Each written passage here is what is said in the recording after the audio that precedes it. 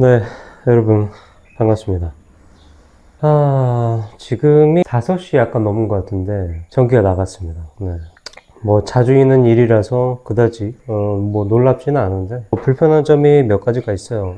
특히 오전에 전기가 나가게 되면은, 제가 있는 쪽은 핸드폰 신호가 없기 때문에 예전에 어떤 경우가 있었냐면은 그날 전기가 나갔어요. 아침에 아이들 다 준비하고 딱 갔는데 이제 핸드폰하고 LTE 신호가 있을 때쯤에 거기에 딱 가니까 메시지가 탁탁탁 오는데 아이들이 자기들 각자 핸드폰 확인하니까 노 클래스다. 네. 그런 경우들이 좀 자주 있었어요. 다른 것들은 뭐 그렇다 치고 그런 학교 관련해서 연락을 못 받는 게 좀 답답한 부분이 있습니다. 네. 그래서 지금도 이 전등을 켤 수가 없어요. 이렇게 하니까 그것이 알고 싶다고 하네요. 나피디의 필리핀 블라블라 내용은 톰보이와 빠클락에 대해서 말씀을 드리도록 하겠습니다. 우선 예로 들어서 한 명을 소개를 하자면 이름은 밝히지 않도록 하겠습니다.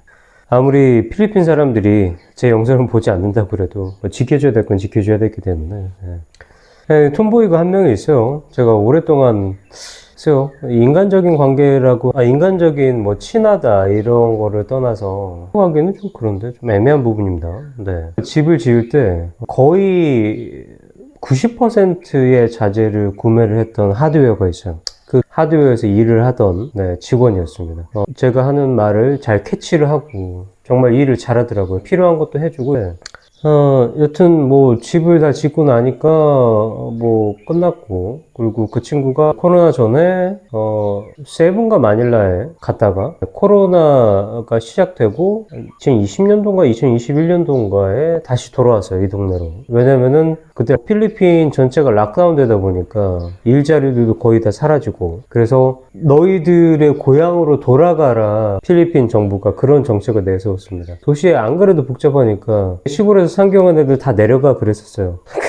그게 진짜입니다, 진짜로. 해서 많은 사람들이 내려왔어요. 그리고 그때 내려온 사람들 중에서 위드 코로나가 시작되고, 그런데도 아직까지 그냥 그래, 나의 도시의 삶은 힘들었어, 그냥 여기에서 작은 거에 만족하고 살겠어, 그렇게 있는 사람들이 많아졌어요. 네. 근데 뭐 다시 뭐 학교를 졸업하고 성인이 되는 아이들이 매년 생기기 때문에 뭐 도시로 유입되는 거는 비슷합니다. 여튼 그 친구를 다시 만난 게 언제냐면은 뜻밖에도 둘째가 다니던 초등학교에서 만났습니다. 그래서 남자아이를 데리고 오더라고요. 조카인가 보다 그러고 말았었는데, 그 아이가 제 둘째 아이하고 나이가 똑같더라고요. 반은 다른데 와이프가 기다리면서 이제 아는 사이니까 다른 사람들하고도 얘기하고 하다 보니까 조카인가 보다 그렇게 얘기를 했더니 다른 사람이 얘기를 해줘요. 아들이라고. 와이프도 저한테 얘기하죠. 아들이 있다고. 그래서 제가 그게 무슨 말이냐? 어떻게 톰보이가 아들이 있어? 와이프가 얘기를 합니다. 근데 저는 그 부분을 얘기를 들을 때 좋지를 않아요. 이 필리핀 사람들의 인식에 대해서. 물론 그 당사자가 혹시 그 얘기를 들으면은 충격이나 슬픔에 자괴감 빠질까봐 좀 순화시켜서 하는 말일 수도 있긴 있는데, 그 부분은 사고라고 말하는 게 좀 그래요. 제가 듣기로는 사건이거든요. 네. 그래서 어느 날이었던 톰보이가 뭔지 먼저 설명을 해드리면은, 레즈비언인데 본인이 남자라고 생각하는 거예요. 그래서 여자를 좋아합니다. 고등학교 졸업할 때쯤에 본인이 남자라고 생각하고 남자 무리들하고 같이 어울려서 다녔던 거죠. 모여서 몇 번이고 술을 계속 진탕 마시고 했는데, 어느 날은 범죄가 일어났던 겁니다. 그 많은 인원들의 집단적으로 범죄가 일어난 거죠. 그래서 그로 인해서 임신을 했어요.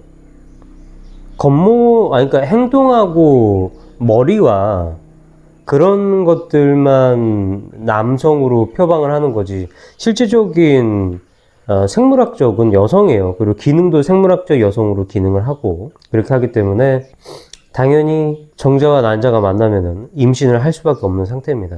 그래서 그렇게 임신을 했는데, 이 필리핀에서는 그 한국의 10년 정도 전에 마인드와 비슷한 게 약간 있어요. 뭐냐면은 여자가 조심해야 된다. 여자가 자기를 자기 자신을 이렇게 컨트롤하고, 그리고 그런 일을 당했을 때 여자가 뭔가 그런 여지를 줬기 때문에 그런 일이 일어났다, 그런 사건 범죄가 일어났다, 이런 식으로 생각하는 것들이 아직까지 있어요. 그러한 인식 때문에 자책을 많이 하죠. 그리고 더해서 필리핀은 낙태가 금지이기 때문에 불법 낙태약이 있긴 있지만은 한국도 요즘에 뉴스 들으니까 한국도 여자 청소년들이 어떤 그 낙태약을 그런 뭐 다른 경로를 통해서 낙태약을 받아서 이제 먹는 경우가 있다고 해요. 네. 해서 본인의 아이를 키우고 있다고 합니다. 이게 비단 그 친구에게만 일어나는 상황은 아니고, 그리고 톰보이에게만 일어나는 상황도 아니고, 그게 이제 빠클라에게도 일어나는 상황이 됩니다. 그리고 여담으로 해서 그 낙태약에 대해서 말씀을 한번 드려보면은, 여러분들이 필리핀에 오셔서 뭐 길거리라든지 아니면 뭐 몰이라든지 어디든 가서 이제 국어를 하거나 약간 외형적으로 장애가 있고, 그리고 뭐 손가락이나 발가락이 없는 경우도 있고, 장애가 일어나는 사항이 있는 사람들이 좀 많이 있어요. 무슨 통계를 낸 것도 아니고, 필리핀 정부가 그런 거를 통계를 낼 만한 생각 자체가 없죠. 네. 그게 있다고 한다면은 낙태를 합법화할 건데, 낙태가 국가적으로 불법이기 때문에, 그래서 다른 마켓을 이용해서 섭취를 하다 보니까 그 불법적인 약물로 인해서 성공 비율보다 실패하는 비율이 더 많아요. 그래서 결국에는 아이를 낳는데 출산하고 나서는 이제 그런 문제가 생기는 경우가 좀 허다합니다. 그래서 뭐라고 할까요? 낙태가 불법인 나라에서 아이러니하게도 낙태가 불법이기 때문에 이 낙태약들이 불티나게 팔리고 있어요. 네. 뭐 12살, 13살, 14살인데도 임신해서 아이 낳고 그런 경우들도 많이 있고. 네. 그리고 빠클라에 대해서 말씀을 드려보고 싶은데, 저는 필리핀이라는 나라를 생각하기 이전에는 제가 아이가 있다면은 내 아들은 죽거나 다치거나 않으면은 그냥 지금 살고 싶은 대로 살아도 뭐 크게 문제는 없을 것 같다. 남자니까. 근데 딸은 안 될 것 같다. 딸은 이 세상이 너무 위험하다. 위험한 것들이 너무 많다. 그런 생각이 들었는데 필리핀에서는 조금 말이 달라요. 물론 한국에서도 그런 일이 가끔씩 사건이 보도가 되는 경우가 있는데, 필리핀에서는 그런 사건들이 좀 많이 그런 범죄 사건들이 많이 일어나고 있어요. 남자가 무슨 일을 당하느냐, 네.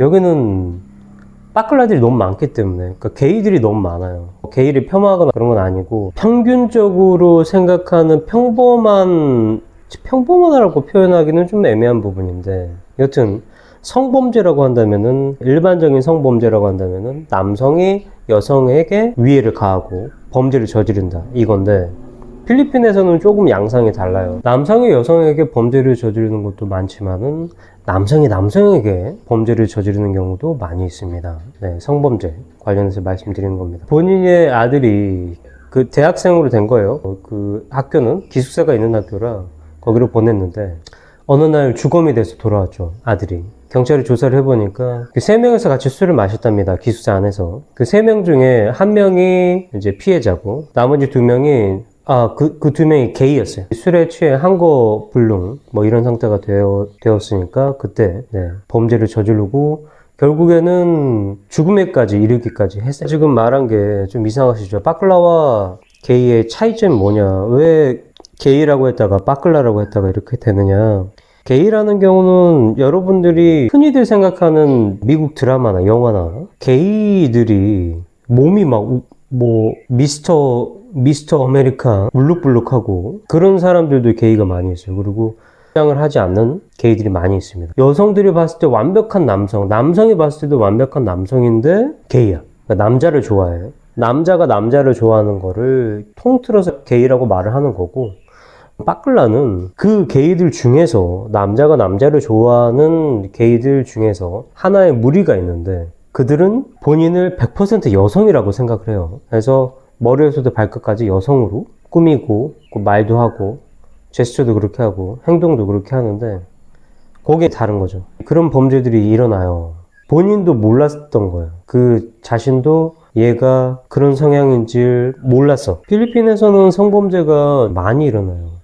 상상을 불허합니다. 인구 자체가 너무 많고, 그리고 경찰 인력이 너무 적어요. 만약에 정식적으로 고소가 이루어지고 한다고 한다면은 그들이 다 감옥에 가고 그렇게 되겠지만은, 이 현실적인 문제가 항상 걸림돌이 되죠. 이들의 이제 경제적인 경제적인 사정이 허락되지 않는 경우들이 좀 많이 있어요.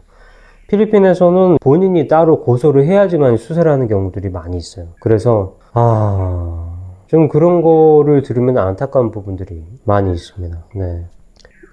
뭐라고 해야 되죠? 처벌을 강력하게 원하지만은 지금 현재 먹고 살 게 없습니다. 그래서 그럼 이거 먹고 조용히 해. 그러면은 그렇게 되는 경우가 많이 있습니다.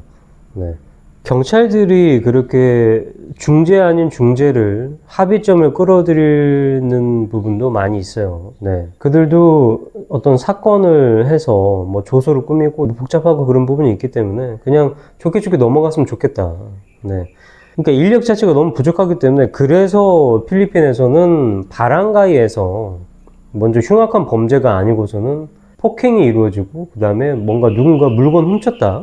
그러니까 살인이 아닌 한에는 바랑가이에서 먼저 니네 합의점을 거쳐라. 그 후에도 안 되겠다 싶으면은 경찰에 와라. 근데 이제 거기에서 나는 바랑가이에서 합의점을 찾고 싶지 않다. 나는 바로 경찰에 신고하겠다. 그러면은 그렇게 할 수도 있긴 있어요. 그런데 어떤 강력범죄가 아니고서는 경찰서에 방문하면은 경찰이 이렇게 말을 해요. 너 그럼 바랑가이에서 서류 가져온 거 있으면 줘봐. 합의점이 이루어지지 않으면 그때 이제 작성해서 가지고 오는 게 있거든요. 그런데 난 그런 게 없다. 나 그냥 바로 여기로 온 거야. 그럼 안 된다고 하는 사람들도 있어요. 경찰들 중에. 요즘에는 그런 게 없어도 됩니다. 그냥 바로 경찰에 신고해서 되는 경우들이 많이 있기 때문에 그거는 참고를 하시면 좋을 것 같습니다. 전기가 없으니 뭐 내 얼굴 안 나온다고 뭐 문제가 되나?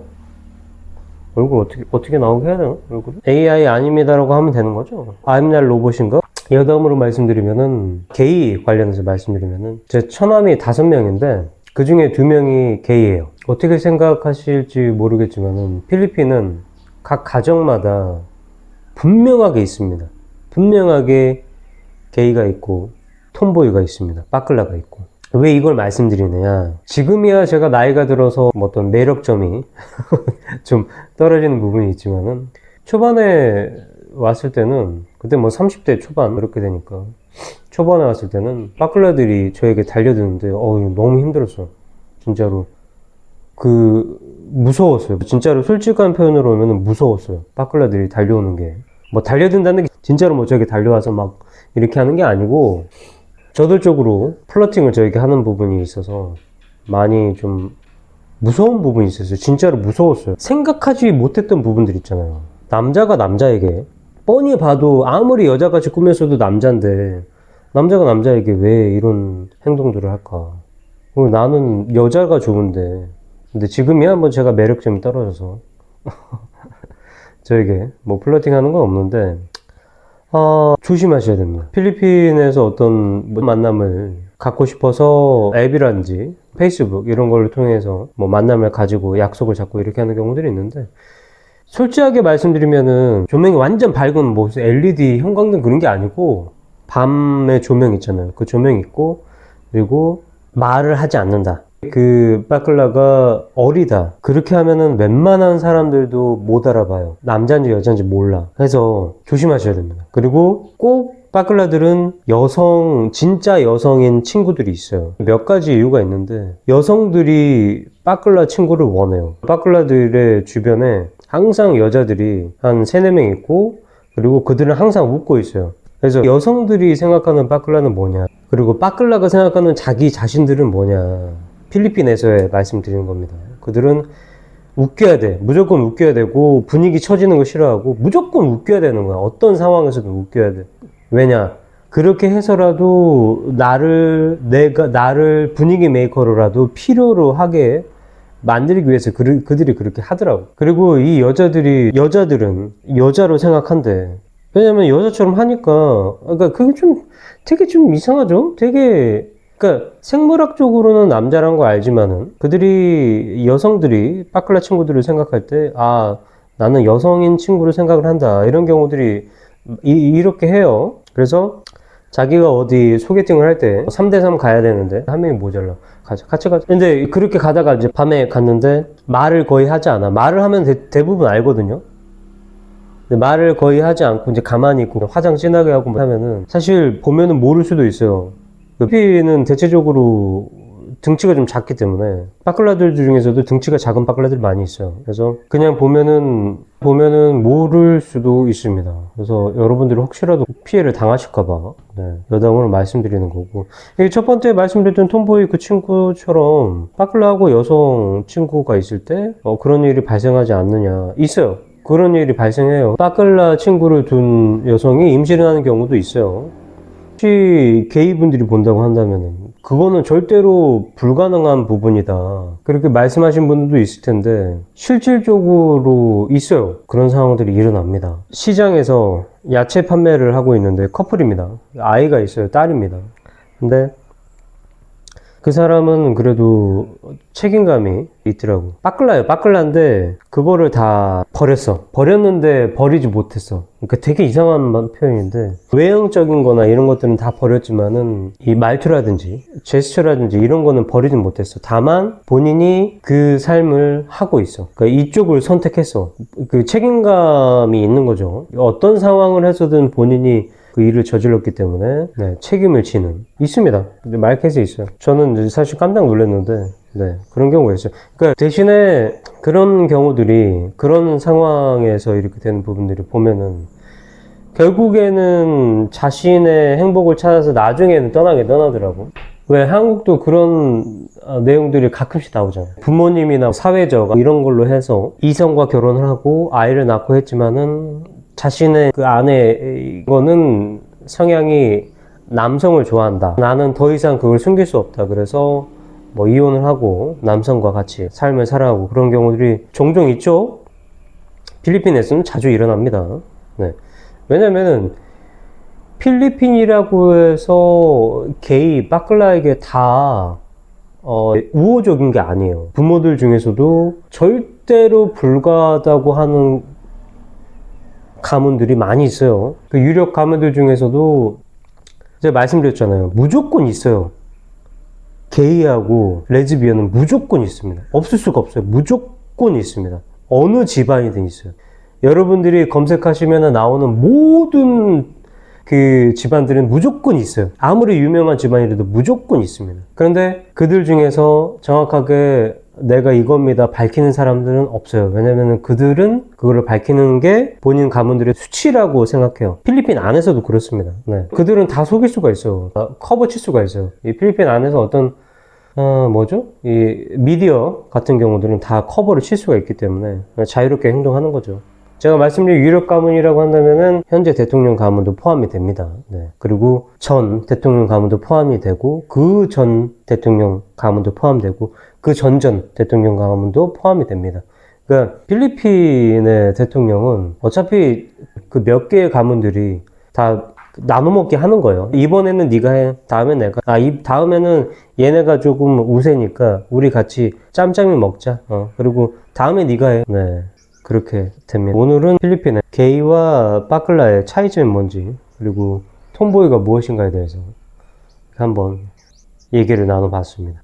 다음 블라블라 시간 찾아뵙도록 하겠습니다. 나피드의 필리핀 블라블라 시작하도록 하겠습니다. 필리핀이 우기가 시작이 됐어요. 필리핀 우기 같은 경우는 6월에서 8월까지가 아주 강력한 우기이고 이제 9월에서 10월 정도까지가 태풍 있고 그리고 11월부터 다시 건기가 시작돼서 그 건기가 약 4월 정도까지 그렇게 되겠습니다. 5월 요즘에 뭐 기후변화라든지 그렇게 큰 의미는 없을 수도 있긴 있는데 그래도 한국의 사계절이 있듯이 필리핀이 건기와 우기로 나뉘는 거는 정확합니다. 우기 때 여러분들이 조심해야 될 게 무엇인가? 한국의 장마철하고 필리핀의 우기는 양상이 같은 듯 하면서 좀 다릅니다. 국지성 호우를 내리기 시작하면은 어느 정도냐면은 한 20분? 도로가 침수될 정도로 그 정도의 비가 올 때도 있어요. 그래서 조심하셔야 될 게 무엇이냐. 지역에 따라 다른 부분이 있는데 그 지역에 한 2년 정도 있었다. 그러면은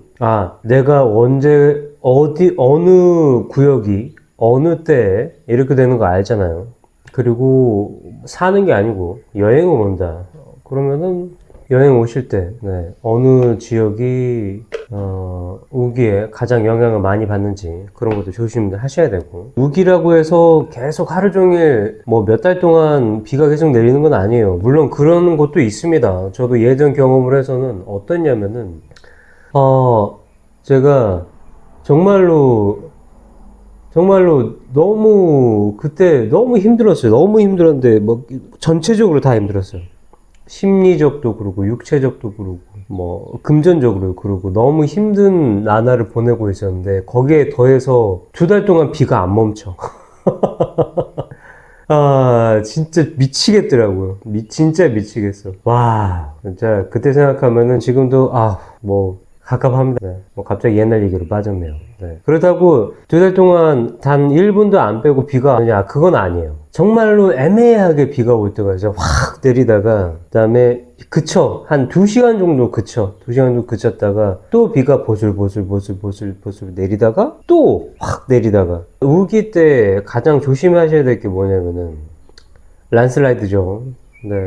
너무 무분별하게 되고 더해서 지진이 같이 복합적으로 오는 때도 있고 또 더해서 태풍이 또 같이 옵니다. 그러니까 3 콤보라고 해야 되겠죠.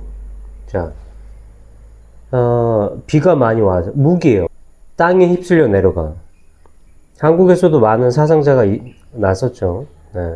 필리핀은 뭐 너무 사상자가 많이 일어납니다. 그게 첫 번째고, 두 번째가 지진 같이 옵니다.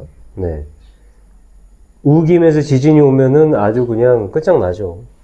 거기 더해서 세 번째 태풍까지 와버리면 진짜로 난리가 나버립니다. 3 콤보죠. 그런데도 필리핀이 살아남는 거는 3 콤보에 당하는 게 어디가 많이 당하느냐. 그러니까 부초는 이런 거에 안 당해. 부초는 당해봤자 다 웬만하면 다 건물이기 때문에, 그리고 그들은 하수 정비가 잘 돼 있어. 그래서 그들은 웬만하면 당하지 않고 건물들도 잘 지어놔서 뭐 마카티 이런 쪽 말씀드리는 겁니다. 그런 데는 괜찮고, 어디가 많이 당하느냐. 프라빈스, 시골 쪽이나 그리고 도시인데도 그 외곽 도시에서 외곽. 예를 들어서 같은 마닐라, 캐피탈 시티, 그 안에서도 판자촌, 슬레이트로 집을 짓고 있는 사람들. 그 사람들은 비가 오면 비 맞고, 지진이 오면 지진 맞고, 태풍이 오면 태풍 맞고, 그렇게 됩니다.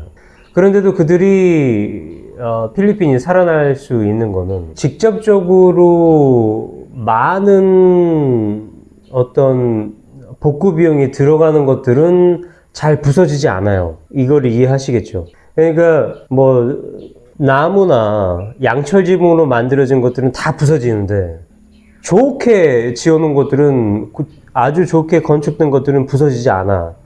그러니까 상대적으로 복구 비용이, 여기는 그냥 판자 몇 개랑 양철 지붕 몇 개랑 나무 합판 몇 개만 있으면 다시 집을 지어. 그러니까 복구 비용이라고 할 게 없죠. 있긴 있지만 뭐 그들에게는 금액적으로 부담이 될 수도 있겠지만은 그래도 전체적으로 봤을 때는 의미가 없다. 그들은 바로 딛고 일어서요. 망치와 톱과 못, 그것만 있으면은 주변에 있는 것들로 해서 집을 지어서 다시 올립니다.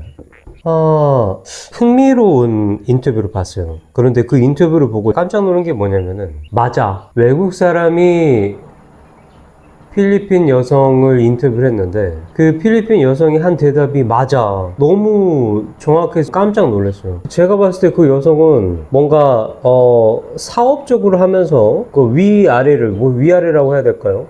그렇게 표현하면 좀 저도 좀 가슴 아픈데, 저도 아래에 있기 때문에 그 위아래를 아우르는 어떤 그런 것들을 가지고 있는 것 같더라고요. 어떤 사회적으로 어떤 한쪽만 보지 않고 전체를 아우러서 보는 그런 눈이 있는 것 같아요, 그 여성이. 그래서 무슨 내용이냐면은, 그 외국인이 물어봤어요. 필리핀에서 부촌이라고 부자라고 느낄 정도로 산다는 거는 한 달에 어느 정도 금액이 있어야지 부자라고 생각을 하느냐. 그 여성이 딱 말해주는 게 뭐냐면은 마카티나 뭐 BGC 거기에서는 평균적으로 한화로 약 500만 원 정도 500만 원 정도 있으면 거기에선 평균적으로 살아갈 수 있고 저는 그 여성이 말하는 거를 그냥 그대로 들려드리는 거예요. 한화 500만 원이 매달 있다고 한다면은 어느 정도 살아갈 수 있다. BGC나 마카티 그쪽 부촌에서 말씀드리는 거예요. 네. 그런데 실제로 거기에서 어떤 부자로 산다고 한다면은 최소 한 달에 1,500만 원 정도 생활비가 있다고 한다면은 네, 부자라고 할 수가 있다. 네, 그렇게 말을 해요. 그러면서 이제 그 질문한 사람이 깜짝 놀라죠. 그 정도 금액이나? 그래서 이 여성이 대답을 합니다. 그거 말한 거는 아까 말했듯이 BGC나 마카티 그쪽을 말하는 거고, 그러니까 어떤 한국으로 따지면 강남 그 정도겠죠. 근데 그 외곽 쪽, 그러니까 다른 쪽으로 한다고 한다면은 한 달에 150만 원 정도 있으면은 그들은 부자로 느끼면서 살 수가 있다. 그래서 그 정도의 차이가 많이 나느냐? 차이가 엄청나게 많이 나잖아요. 150만 원과 1,500만 원 10배 차이가 나잖아요. 근데 그 여성이 그래요. 맞다. 그렇게 맞다. 필리핀 사람이 생각했을 때 필리핀에서 부의 척도는 한 달에 1,500만 원은 있어야지만이 어느 정도 부자 행세를 할 수 있다. 그렇게 내용이 나오고 있습니다. 이걸 왜 갑자기 건기우기 얘기하다가 갑자기 이 얘기를 왜 하느냐. 필리핀 현재 물가가 여러분들이 생각하시는 거하고는 많이 달라요. 정말 많이 달라요. 흔한, 4명이 프랜차이즈를 가요. 이제 주문을 하면 얼마가 나오냐. 평균적으로 한화를 했을 때 3만원 정도 나와요. 4명에서 3만원. 그러면은, 4명에서 3만원이면 싸다. 그렇게 실질적으로 3만원을 4명에서 나누게 되면은 1인당 7,000원, 7,500원 정도. 그 정도 될 수가 있는데 여러분이 간과한 게 뭐냐면 여기가 바로 필리핀이라는 겁니다. 흔하게 생각했을 때 개발도상국 아주 그냥 물가가 한국에 비해서 아주 그냥 저렴하다고 생각되는 나라인데 여기 프랜차이즈를 먹는데 1인당 7,500원 들어가요. 회사에 1인당 7,000원, 7,500원이라고 한다면은 요즘 물가에 비해서 너무 싸다.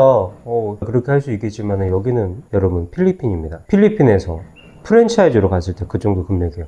물가가 여러분들이 생각하시는 것만큼 절대로 필리핀이 저렴하지가 않아요. 불과 작년에 4명이서 갔을 때 동일한 거를 주문하게 되면은 작년에는 800페소 정도 됐어요. 800페소면은 한 24,000원 정도. 그러면은 이제 4명이니까 한 6,000원 정도 됐었는데 지금 1년 사이에 1,000원에서 1,500원 사이가 올라버린 거예요. 이제 한국에서야 그 정도 금액은 많이 오르진 않았다 그렇게 생각할 수가 있는데 말씀드렸죠. 여기는 필리핀입니다. 필리핀은 금액적으로 그 정도 올랐으면 엄청나게 오른 거예요.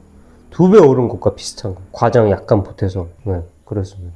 그런데 그게 비단 먹는 것만 그렇게 되느냐? 아니에요. 모든 것들이 다 그렇게 올랐어요. 물론 필리핀의 노동자들의 급여도 올랐어요. 급여 오른 거에 비해서 물가가 너무 많이 올랐어요. 아직도 그런 영상들이 있을 거예요. 그분들이 말하는 게 잘못된 건 아니에요. 그분들이 말하는 게 틀렸다는 건 아닙니다.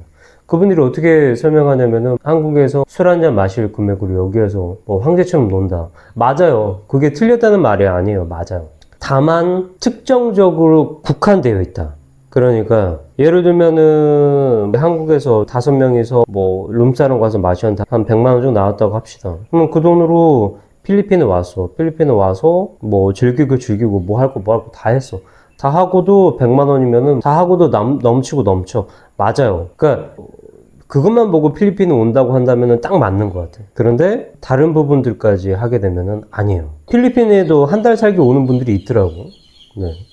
그래서 한 달 살기 할 때 어떻게 되느냐. 한 달 살기로 물가를 체감한다는 좀 어려울 수 있어요. 한 달이면은 그 한국의 어떤 물가 지수에 이런 물이 안 빠졌어. 한 달이면 빠질 수가 없어. 최소 6개월에서 1년은 있어야지 한국에서의 그 어떤 물가 지수가 물이 약간 빠지고 이제 필리핀 물가에 적응을 하는 그 정도 될 텐데 한 달로는 아무것도 안 되죠. 그래서 실제적으로 실제 사는 사람들이 체감하는 거는 너무 달라요. 지금 물가가 너무 많이 올랐어요. 게다가 더해서 현재 무기가 시작이 된다고 말씀드렸죠. 무기가 시작되면은 가장 많은 물가가 오르는 게 무엇이냐? 바로 채소입니다. 너무 많이 올라요. 필리핀의 전체적인 땅이 물 빠짐이 약해요. 물 빠짐이 약하면은 뿌리가 썩어요. 뿌리가 썩고 또 물 빠짐이 안 되면 알이 작아요. 썩는 것도 많이 나오고 알도 작아집니다. 그런데 수확량은 적기 때문에 또 채소가 금액적인 게 많이 올라가는 부분이 있습니다. 네. 프랜차이즈나 이런 식당들에 가보게 되면은 느끼는 게 뭐냐면은 작년하고 올해하고 다른 게 뭐냐, 똑같은 음식을 시켰는데 한두 번 시켜서 말씀드린 게 아니에요. 비교를 하는 게. 작년에는 어떤 이 팍초이라고 해서 청경채 비슷한 건데 그게 한 5개가 들어가 있었어, 작년에는. 근데 올해는 2개야. 주는 사람 마음대로 그렇게 되는 거 아니냐. 필리핀 프랜차이즈는 그게 아닙니다. 그리고 말씀드렸죠. 한두 번 주문해서 그런 게 아니라고. 그리고 덧붙여서 사실 이게 어떻게 보면 가장 중요한 건데, 한국 사람에게는 가장 무서운 게 한국 사람이에요. 이상하게 들리겠지만은 한국 사람에게는 가장 무서운 게 한국 사람입니다. 그리고 가장 무섭게 변할 수 있는 게 한국 사람이라고 볼 수가 있어요. 자, 예를 들면 이렇습니다. 내가 한국 사람이에요. 내가 왔어요. 필리핀에 왔어요. 필리핀이든 어느 나라든 동일해요. 자, 현지인이 왔어. 그럼 경계심이 들 수밖에 없죠. 특히 이제 동남아다. 그러면은, 하도 그런 얘기 많이 듣잖아요. 뭔가 이제 와서 과도한 팁을 요구한다거나 아니면 갑자기 구걸을 한다거나 아니면은 뭐 소매치기를 하거나 뭐 퍽치기를 하거나 총을 쏘거나 뭐 칼을 하거나 강도짓을 하거나 그럴 수가 있다. 그래서 현지인이 오게 되면은 경계심을 갖게 돼요. 그렇죠. 그리고 특히나 뭐 100% 말이 통하는 것도 아니고 그렇기 때문에. 그런데 자, 한국 사람이 와서 한국에서 오셨어요? 그래요. 그러면 벌써 이제 말이 통하잖아. 같은 언어를 사용한다는 것에 대해서 이미 경계심이 하나 꺾였지. 그리고 더해서 상대방의 인상이 나쁘지 않아. 그렇게 시작이 되는 겁니다, 여러분. 그런다고 해서 인상이 좋거나 아니면 약간 조금 뭐라고 해야죠? 어떻게 표현해야 될까? 바른 생활처럼 보이는 그런 사람들이 전체가 다 그러면 그렇습니까? 아니에요. 그건 아닙니다. 다만 경계를 해야 되는 부분이 있다. 자, 그냥 간단하게 생각해서 이래요. 무슨 덩치가 막 엄청 크고 막 몸에 막 문신이 막 엄청 돼 있고 그리고 험상궂은 사람이야. 딱 봐도 그냥 얘는 조폭이거나 생양아치거나. 조폭? 생양아치? 뭐 문대? 뭐 그런 식으로 표현하잖아. 딱 봐도 그런데 얘하고는 전혀 어떤 말도 섞고 싶지 않아. 그런 사람이 여러분들에게 한국에서 오셨어요? 그러지 않습니다. 다 멀끔하게 생기고 아니면은 약간 측은지심이 일어날 수도 있고, 네. 그런 사람들이 다가가요. 네. 결과적으로 했을 때 한 10만 원 아래쪽으로 흔히 어떻게 표현할까? 뭐 뜯긴다고 해야 될까? 아니면은 뭐 그런 식으로 했을 때, 그러니까 그런 사람들이 다가오는 게 자기가 여기에서 왔는데 저희 필리핀에 있는데 지금 밥 한 끼 제대로 못 먹고 있다. 그래서 밥 한 끼만 먹게 조금만 도와달라. 몇백 페소만 도와달라. 그렇게 말을 해요. 한 500페소 아래 정도로 도와주는 게 있습니다. 그럼 그걸 가지고 이제 밥을 먹으러 가는 사람이 있을 것이고, 그게 이제 그 정도가 어떤 사기 아닌 사기죠. 네. 그 정도는 다행이고, 그 다음에는 이제 돈으로 금전적인 사기를 당하는 거. 네. 뭐 어디 같이 놀러 가자. 맥주 한 잔 마시자. 내가 한 잔 쏠게. 그렇게 해서, 이제 어디 바라든지, 아니면 그런 데 갔을 때, 약물이라든지, 셋업을 당해서, 네, 돈을 뜯긴다든지, 네. 요게 이제 2차적인 거고, 가장 워스트는, 뺏길 것도 다 뺏겼는데, 목숨까지 있는 거죠. 그런 상황들이 필리핀에서 전체적으로 동남아 다 있어. 그러니까, 저는 주변을 바라보는 시선이 저에게 뭔가 웃으면서 다가오는 사람들에 전혀 그 사람이 나에게 웃으면서 다가올 일이 없어. 예를 들면 내가 어디 가게에 물건을 사러 들어갔어. 그러면은 거기 직원이 저에게 당연히 웃으면서 다가오겠죠. 식당에 밥 먹으러 갔어. 그러면 거기 서빙하는 직원이 저에게 웃으면서 할 수도 있고 아닐 수도 있고. 그러니까 전혀 나하고 아무 어떤 비즈니스적이나 이런 것들에 관계가 있을 법한 상황이 아닌데 나에게 웃으면서 다가온다. 그러면은 그거는 그렇게 될 수가 있습니다. 너무 해맑은 사람들이 있어요. 그리고 모든 세상을 다 아름답게만 보는 사람들이 있고, 근데 실제로 그런지 모르겠어, 그 사람들이. 그렇게 영상에서만 자기들이 그렇게 말을 하는 건지, 실제적으로 그 사람들이 그렇게 사는 건지 잘 모르겠는데, 조심하셔야 됩니다. 해외에 나왔을 때는 항상 조심하세요. 그 누구도 믿어서는 안 됩니다. 그리고 한두 번 봤을 때 믿으면 안 되고, 한두 잔 했다고 믿으면 안 되고, 아셨죠? 여러분들에게 목적 없이 호의를 베푸는 거는 없다고 보면 돼요. 네, 그래서 블라블라 영상 마치도록 하겠습니다. 감사합니다. 여러분 반갑습니다. 나피디의 블라블라 필리핀 세 번째 시간 시작하도록 하겠습니다. 필리핀이라는 나라를 생각을 할 때 그 전에 영상에서 말씀드린 게 있죠. 생활 수준의 차이 말씀드렸었는데 필리핀은 어떻게 보면은 밥에 미친 나라 같아요. 거의 상상하기 약간 힘든 부분이 그런 부분이 있습니다.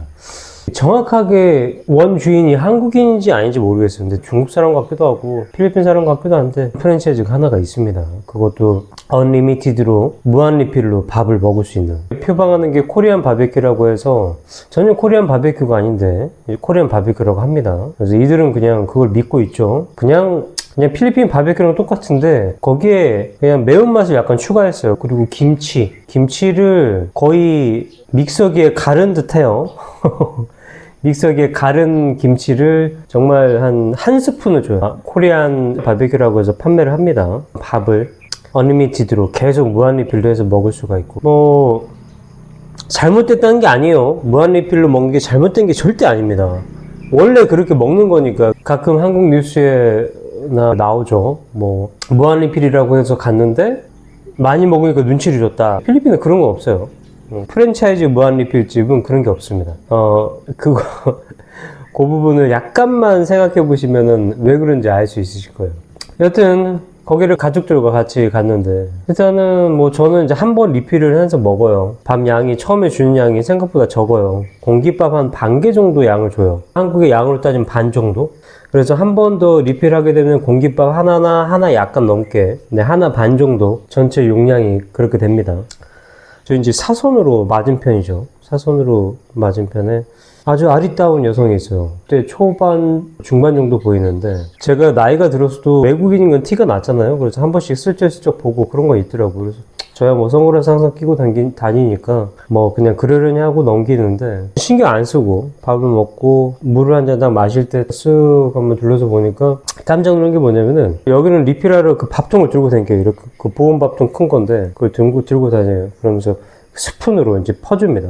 그걸로 퍼주는데, 쓱 봤더니 5번, 하나, 둘, 셋, 원래 하나가 있고 5번을 더 하는 거예요. 5번. 그러면은 공깃밥으로 따지면은 몇 개냐면은 양이 공깃밥으로 4개 정도 되는 양이에요. 네. 이렇게 그 접시에, 그 바베큐가 담겨있는 접시에 산처럼 쌓이는 거예요. 쌓여서, 그러면 이제 이 필리핀 사람들 손으로 먹는 걸 좋아하거든요. 따로 손 깨끗이 씻는 데가 따로 있습니다. 네. 그래서 손으로 막 그 바베큐를 막 찢더니, 그리고 옆에 간장 같은 거, 소스 같은 거, 간장하고 무슨 기름이 있는데 그게 무슨 오일인지 모르겠어요. 저는 안 먹으니까 몸에 좋지 않습니다. 네. 막 찍고 그 밥 위에 넣고 한국에 참기름 넣듯이 그 오일도 막 넣고 간장 막 넣고 그러더니 막 손으로 막 비비는 거예요. 막 비벼서 먹어. 비빔밥처럼. 네. 맛이 있는지 없는지는 모르겠는데, 그걸 떠나서 제가 말씀드린 아리따운 여성이라고 한다면은, 필리핀에서 아리따운 여성의 기준점은 뭐냐면은, 키는 160이 안 돼요. 그리고 얇아요. 몸이 얇아서 킬로수를 하게 되면은 아무리 많이 나도 50kg 정도 나가게 생겼는데, 그 정도 사이즈에 된 여성들이 밥을 공기로 4공기, 5공기 그렇게 먹을 수는 없는 거죠. 네. 물론 예외인 경우는 있죠. 쯔양이나 힙합. 네. 그런 분들은 당연히 그렇게 먹을 수 있겠죠. 말랐는데도 그렇게 할 수가 있죠. 그런데 그거는 이제 예외적인 부분, 특정적인 이제 몇 명이 그렇게 할 수 있다고 표현할 수가 있는데, 필리핀에서는 그게 아니에요. 필리핀에서는 기본적으로 아무리 여러분들이 보시기에 저 정도 양을 못 먹을 것 같은 여성들도 평균적으로 무한 리필 집에 가게 되면은, 공깃밥 3개 정도는 먹습니다. 그 몇 가지 이유는 있어요. 기본적인 백반으로 얘기를 한다고 한다면은, 백반에는 밑반찬도 있고, 그리고 국도 있죠. 네. 근데 필리핀에서는 밑반찬이라는 게 없어요. 밑반찬이 없으니까 배를 채우려면은 메인 디시하고 밥밖에 없는 거예요. 그래서 밥을 엄청나게 먹습니다. 그냥 이렇게 말로만 표현하면은 이해가 안 갈 수가 있는데 네가 그거 본 걸로 해서는 그냥 그게 끝이지 않느냐. 다른 사람은 아닐 수도 있다. 네. 수치상으로 따진다고 한다면은 한국인의 1.4배라고 수치가 나와 있습니다. 필리핀의 쌀 소비량이 한국인 1인당 쌀 소비량이 1.4배. 한국 사람들 빵 많이 먹고 라면 많이 먹죠. 필리핀도 동일합니다. 필리핀도 빵 엄청나게 먹고 라면 엄청나게 먹어요. 그런데 쌀 소비량이 그렇게 많아요. 왜냐면은 한국인이 기본적으로 밥 한 숟가락 먹고 반찬 먹고 반찬이라는 개념이 없어서 밥으로만 채워야 되기 때문에 밥을 엄청나게 많이 먹는 겁니다. 그래서 한국인보다 쌀 소비량이 1.4배는 높은 겁니다. 그런데 한국인보다 쌀 소비량이 1.4배가 높은데 1.4배가 낮은 게 있어요. 바로 평균 수명입니다. 한국인은 남성으로 따졌을 때 70세가 넘어요. 평균 수명이. 여성은 80세가 약간 넘고. 그런데 필리핀은 남성은 67세? 여성은 한 2세? 그래서 평균 따지면 14년이 차이가 납니다. 그 이유가 상관관계가 있는 거죠. 밥을 엄청나게 많이 먹어. 탄수화물 폭탄이에요. 한 번 먹을 때. 그러면은 그 당이 쌓여서 당뇨가 되죠. 그리고 그렇게 기름진 걸 먹고 또 밥도 많이 먹었기 때문에 밑반찬 대신에 입가심 할 수 있는 게 뭐냐? 바로 콜라. 탄산음료를 또 엄청나게 마십니다. 당이 또 쌓이죠. 네. 신장이 부담되고. 그리고 술을 어릴 때부터 엄청나게 마셔. 술을 한 10몇 살 때부터 술을 마시면 간에도 문제가 생기죠. 흡연 여기 문구는 미성년자에게는 판매를 하지 않습니다. 문구는 붙어 있어. 근데 판매하죠. 전혀 문제가 없습니다. 엄청나게 많이 먹기 때문에 당만 쌓이는 게 아니고 복부만. 신장암 생기고 간 질환도 생기면서 그리고 지방간 생기고, 그다음 흡연으로 인한 폐암, 복합적이죠. 그리고 내장 질환 생기고, 더해서 이 술하고 간하고 좀 상관관계가 필리핀에서는 밀접한 게 뭐냐면은 여기의 문화는 컵 하나로 돌려 마셔요. 제가 너무 한 2번 정도 경험했지만은 이거는 진짜 안 된다. 그래서 제가 여기 필리핀 사람들하고 술을 안 마시는 게 그 이유가 좀 있어요. 각자의 개인 컵으로 마신다는 거를 조금 이상하게 보더라고. 그래서 그러니까 필리핀에서 술을 마실 때 분위기가 이렇습니다. 한국은 고깃집 같은 거 고기에서 해놓고 안주 같은 거 깔아놓고 그리고 한 잔씩 주거니 받거니 마실 텐데 여기는 그냥 술을 한 병을 들고 가요. 큰 거 한 1리터짜리 갖고 가. 컵 하나 하고 그리고 그냥 아무 안주 없어. 아무것도 없이 여기서는 드라이버라고 말하는데 그 드라이버라는 사람이 술병과 컵을 잡고 있어. 그래서 한 잔 따라서 이 사람 줬다가 다시 받아서 이 사람 주고 계속 합니다. 그러니까 간염이 걸릴 수밖에 없어요. 그래서 필리핀에 간염이 많이 걸립니다. 간 질환도 생기고. 근데 이런 질환들이 생겼어. 그러면은 병원에 방문할 법한데 의료비의 차이도 많이 나요. 한국하고 필리핀하고 1인당 들어가는 의료비 평균적으로 했을 때 필리핀 국민들이 1인당 사용하는 평균 의료비는 한국 국민들이 평균으로 사용하는 1인당 의료비의 10분의 1도 안 됩니다. 저는 좀 답답한 게 어릴 때부터 의료적인 혜택을 받지 못하다 보니까 커서도 병원에 가는 걸 싫어해요. 싫어하는 거라고 해야 될까? 무섭다고 해야 될까? 일단 필리핀 사람들 바늘을 너무나 무서워해요. 너무너무 무서워해요. 그거는 어린이부터 80 먹은 사람도 동일합니다. 네. 바늘이라고 하면 아주 질색팔색합니다. 네.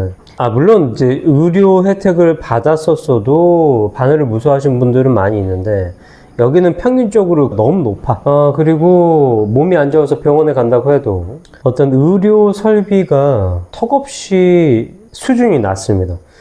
MRI나 CT나 이런 걸 찍어야 되는데 그러니까 엑스레이는 대부분 보급이 돼 있어요. 그런데 MRI나 CT 같은 걸 찍으려면 섬에 MRI나 CT 같은 의료 장비가 있을 수도 있고 없을 수도 있고 있다고 한다면 한 군데나 두 군데 정도밖에 없을 수가 있다. 네. 제가 말씀드린 거는 마닐라나 세부 그쪽 말씀드린 게 아니에요. 네. 필리핀은 섬이 100개가 약간 넘어요. 거기에서 사람이 살고 있습니다라고 나온 게 2,000 몇백 개인 거예요. 그러니까 2,000 몇백 개의 섬에 각각에 다 MRI나 CT 장비가 있을 거라는 장담을 할 수가 없어요. 없을 가능성이 80% 이상입니다. 네, 이제 이해를 하시겠죠.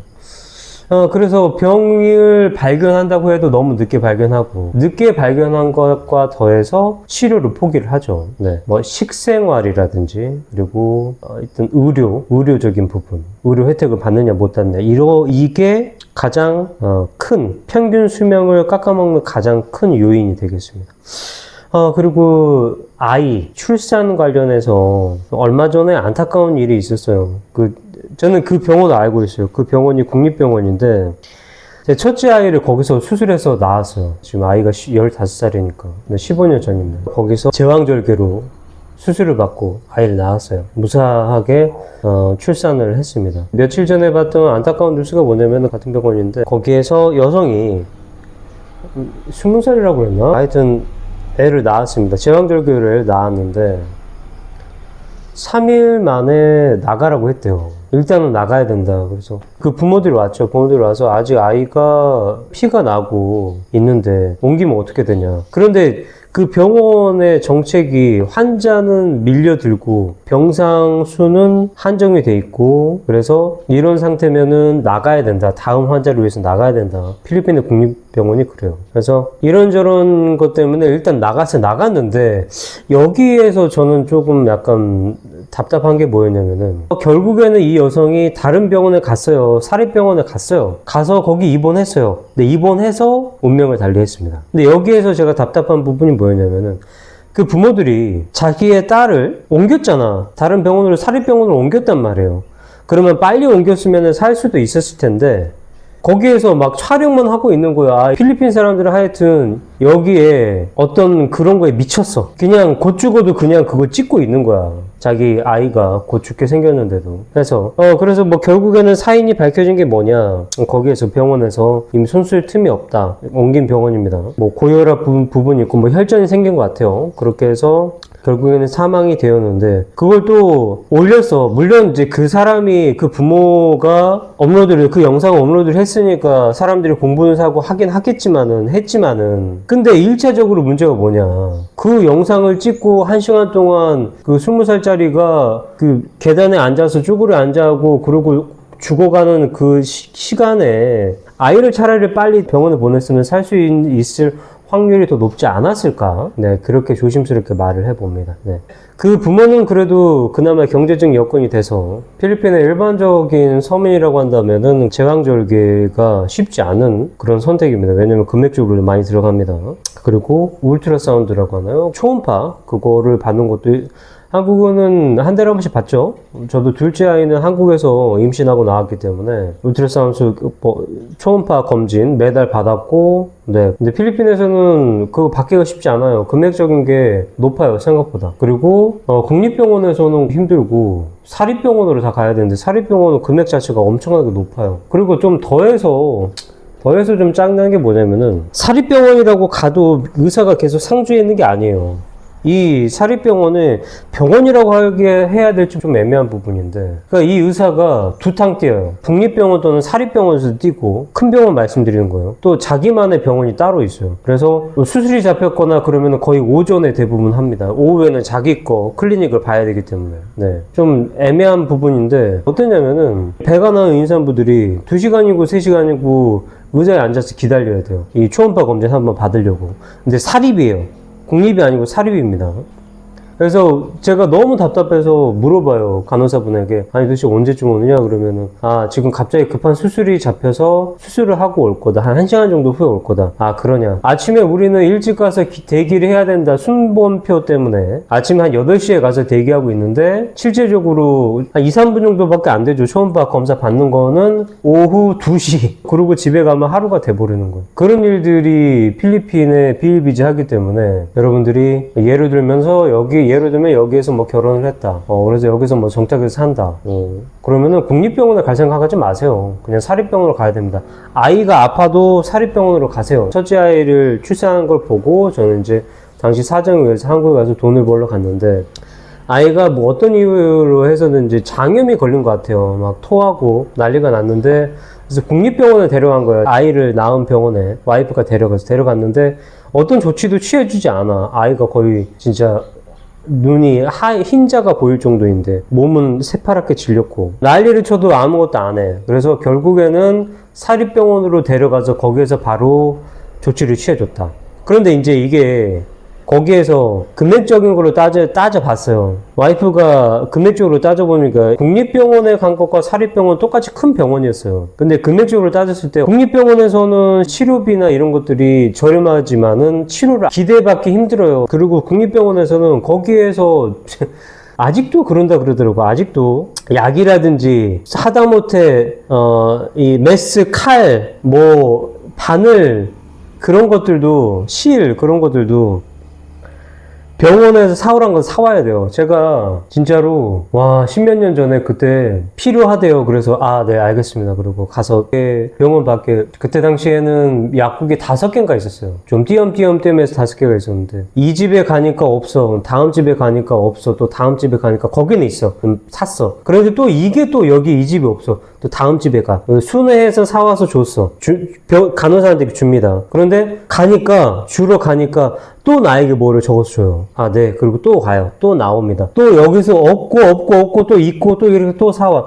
그거를 제가 5번인가 했는데 저는 모르고 그냥 한 거예요. 그냥 했어요. 그런데 다 따져보면은 국립과 사립병원을 필리핀입니다. 따져보면은 국립병원에서 여러분들이 이게 필요합니다 해서 다 사러 가는 그 비용하고 사다 주는 비용하고 사립병원에서 그냥 거기에서 모든 걸 조치를 해서 여러분들 청구하는 비용하고 비슷합니다. 네, 진짜로 비슷해요. 10몇 년 전에 기억으로는 수술복까지 사서 줬어요. 뭐 거즈나 그런 거까지 다 사서 줘야 됩니다. 네, 그때 진짜 미친 줄 알았어. 근데 와이프가 똑같이 말을 합니다. 실제적으로 이 국립병원에서 아이를 치료하는데 필요하다고 해서 와이프가 밖에서 다 사왔어요. 다 사왔는데 주려고 해도 줄 수가 없지. 왜냐면은 아무것도 안 해줘, 조치를 안 해주니까. 그래서 사립병원으로 갔는데 사립병원에서는 밖에서 사온 이 약이나 이런 것들을 덱스트로스 이런 거를 아예 받아주지 않아. 왜냐면 그 자기들 병원에서 한 걸 해야 되니까 결국에는 그 돈을 다 버렸다. 네. 그리고 금액적으로 보니까 비슷하다. 네. 그래서 결론은 여러분들이 아프다. 필리핀에서 병원을 가야 된다. 그리고 국립병원 가지 말고 사립병원 가시고요. 그리고 의료비 폭탄이 생길 거라는 건 당연히 아셔야 됩니다. 제가 지금 말씀드리는 경우는 필리핀 사람인 거예요. 제 아이들도 듀얼이기 때문에 필리핀 사람으로 되는 겁니다. 네. 와이프도 당연히 필리핀 사람이고. 근데 만약에 내가 아프다 그러면은 나는 한국 사람이기 때문에 의료비 폭탄을 맞습니다. 진짜 폭탄 맞아요. 그래서 이 필리핀의 어떤 그런 부분들 여러분들이 생각을 잘 하셔야 되는 부분이 있어요. 오늘 나피디의 필리핀 블라블라 3번째 시간. 필리핀의 평균 수명, 한국과 필리핀의 평균 수명을 비교를 해드렸고 그 평균 수명이 낮은 이유를 한번 말씀드려 봤습니다. 네, 항상 건강하게 채소를 드시기를 기원합니다. 왜 이렇게 말을 하느냐? 필리핀에서는 자칫 잘못하면은 이 일주일 내내 채소를 한 번도 안 먹을 수도 있어요. 진짜로 육식으로만 할 수가 있습니다. 그럴 가능성이 큽니다. 네. 처음에 입맛 그게 참 입에는 맞아요. 혀에는 참 달아. 네. 악순환이죠. 기름진 거 먹고 콜라 마셨으니까 또 아이스크림이나 이런 초코 이런 거 단계 당겨 그걸 또 먹고 그거 먹다 보니까 또 애매하네. 그래서 커피를 믹스커피 여기 필리핀 믹스커피 엄청나죠. 네. 그거를 또 하나 타서 탁 마신 다음에 커피 마셨으니까 그래 좀 그러네. 커피는 도넛이 있어야지. 또 도넛을 또 먹어. 도넛을 또 먹고 도넛 먹었더니 또 입이 좀 깔끌깔끌하네. 그러면 이제 또 짠 거를 찾죠. 바비큐 같은 걸 또 먹어. 바비큐 먹었더니 또 음료가 땡겨? 탄산음료 또 마셔. 무슨 말씀인지 아시겠죠? 이게 무한으로 반복이 됩니다. 무한입니다. 그런데 필리핀 사람들은 그걸 너무 사랑해요. 그 라이프를 너무 사랑해요. 그렇기 때문에 필리핀의 평균 수명이 한국보다 14년이 낮은 겁니다. 네. 장수하려면 필리핀에 살지 마시고 한국에 사시면 됩니다. 네. 영상 여기서 마치도록 하겠습니다. 감사합니다. 나피디의 필리핀 블라블라 4번째 시간을 갖도록 하겠습니다. 오늘도 냉커피와 같이 하도록 하겠습니다. 시원하네요. 네. 오늘 말씀드릴 내용은 필리핀 구조적인 것에 대해서 이해를 하시는데 도움이 아마 많이 되실 겁니다.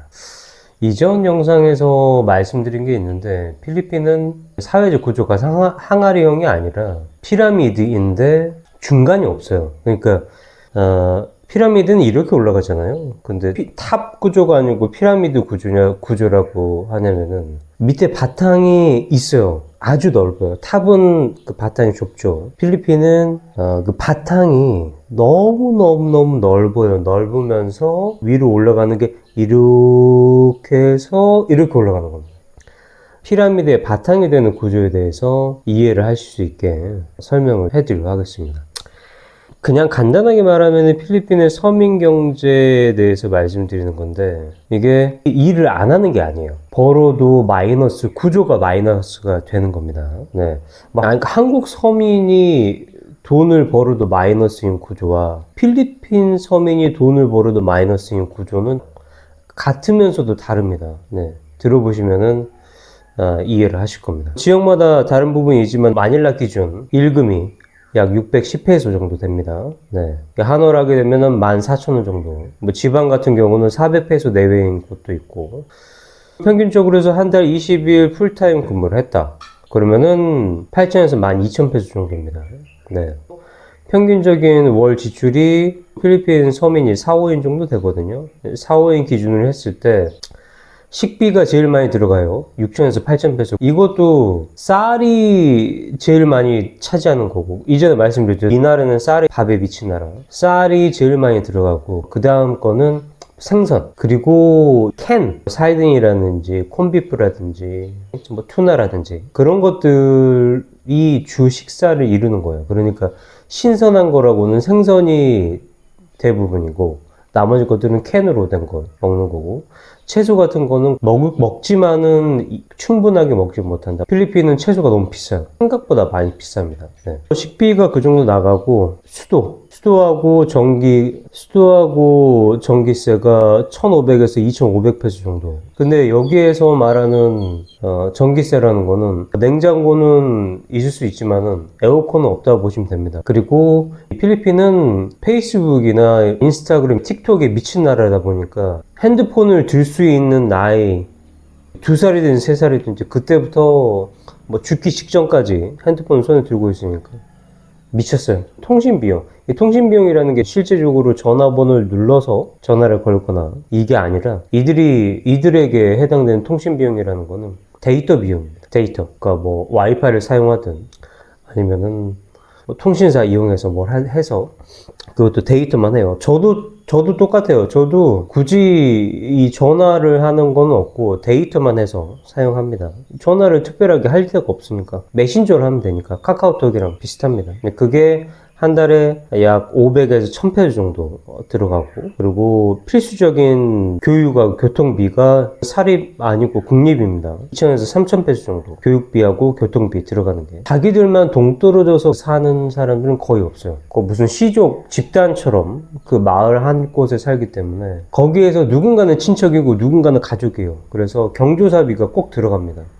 그게 약 한 달에 1000페소 정도 들어갑니다. 누구 생일이라든지 페스티벌 축제라든지 그런 것들, 이게 합하게 되면은 11,000에서 15,000페소. 처음에 말씀드린 게 풀로 근무를 했을 때 8,000에서 12,000페소라고 말씀드렸잖아요. 근데 다 합하니까 11,000에서 16,000페소 정도. 그리고 말씀드린 게 이거는 집값이 없는 거예요.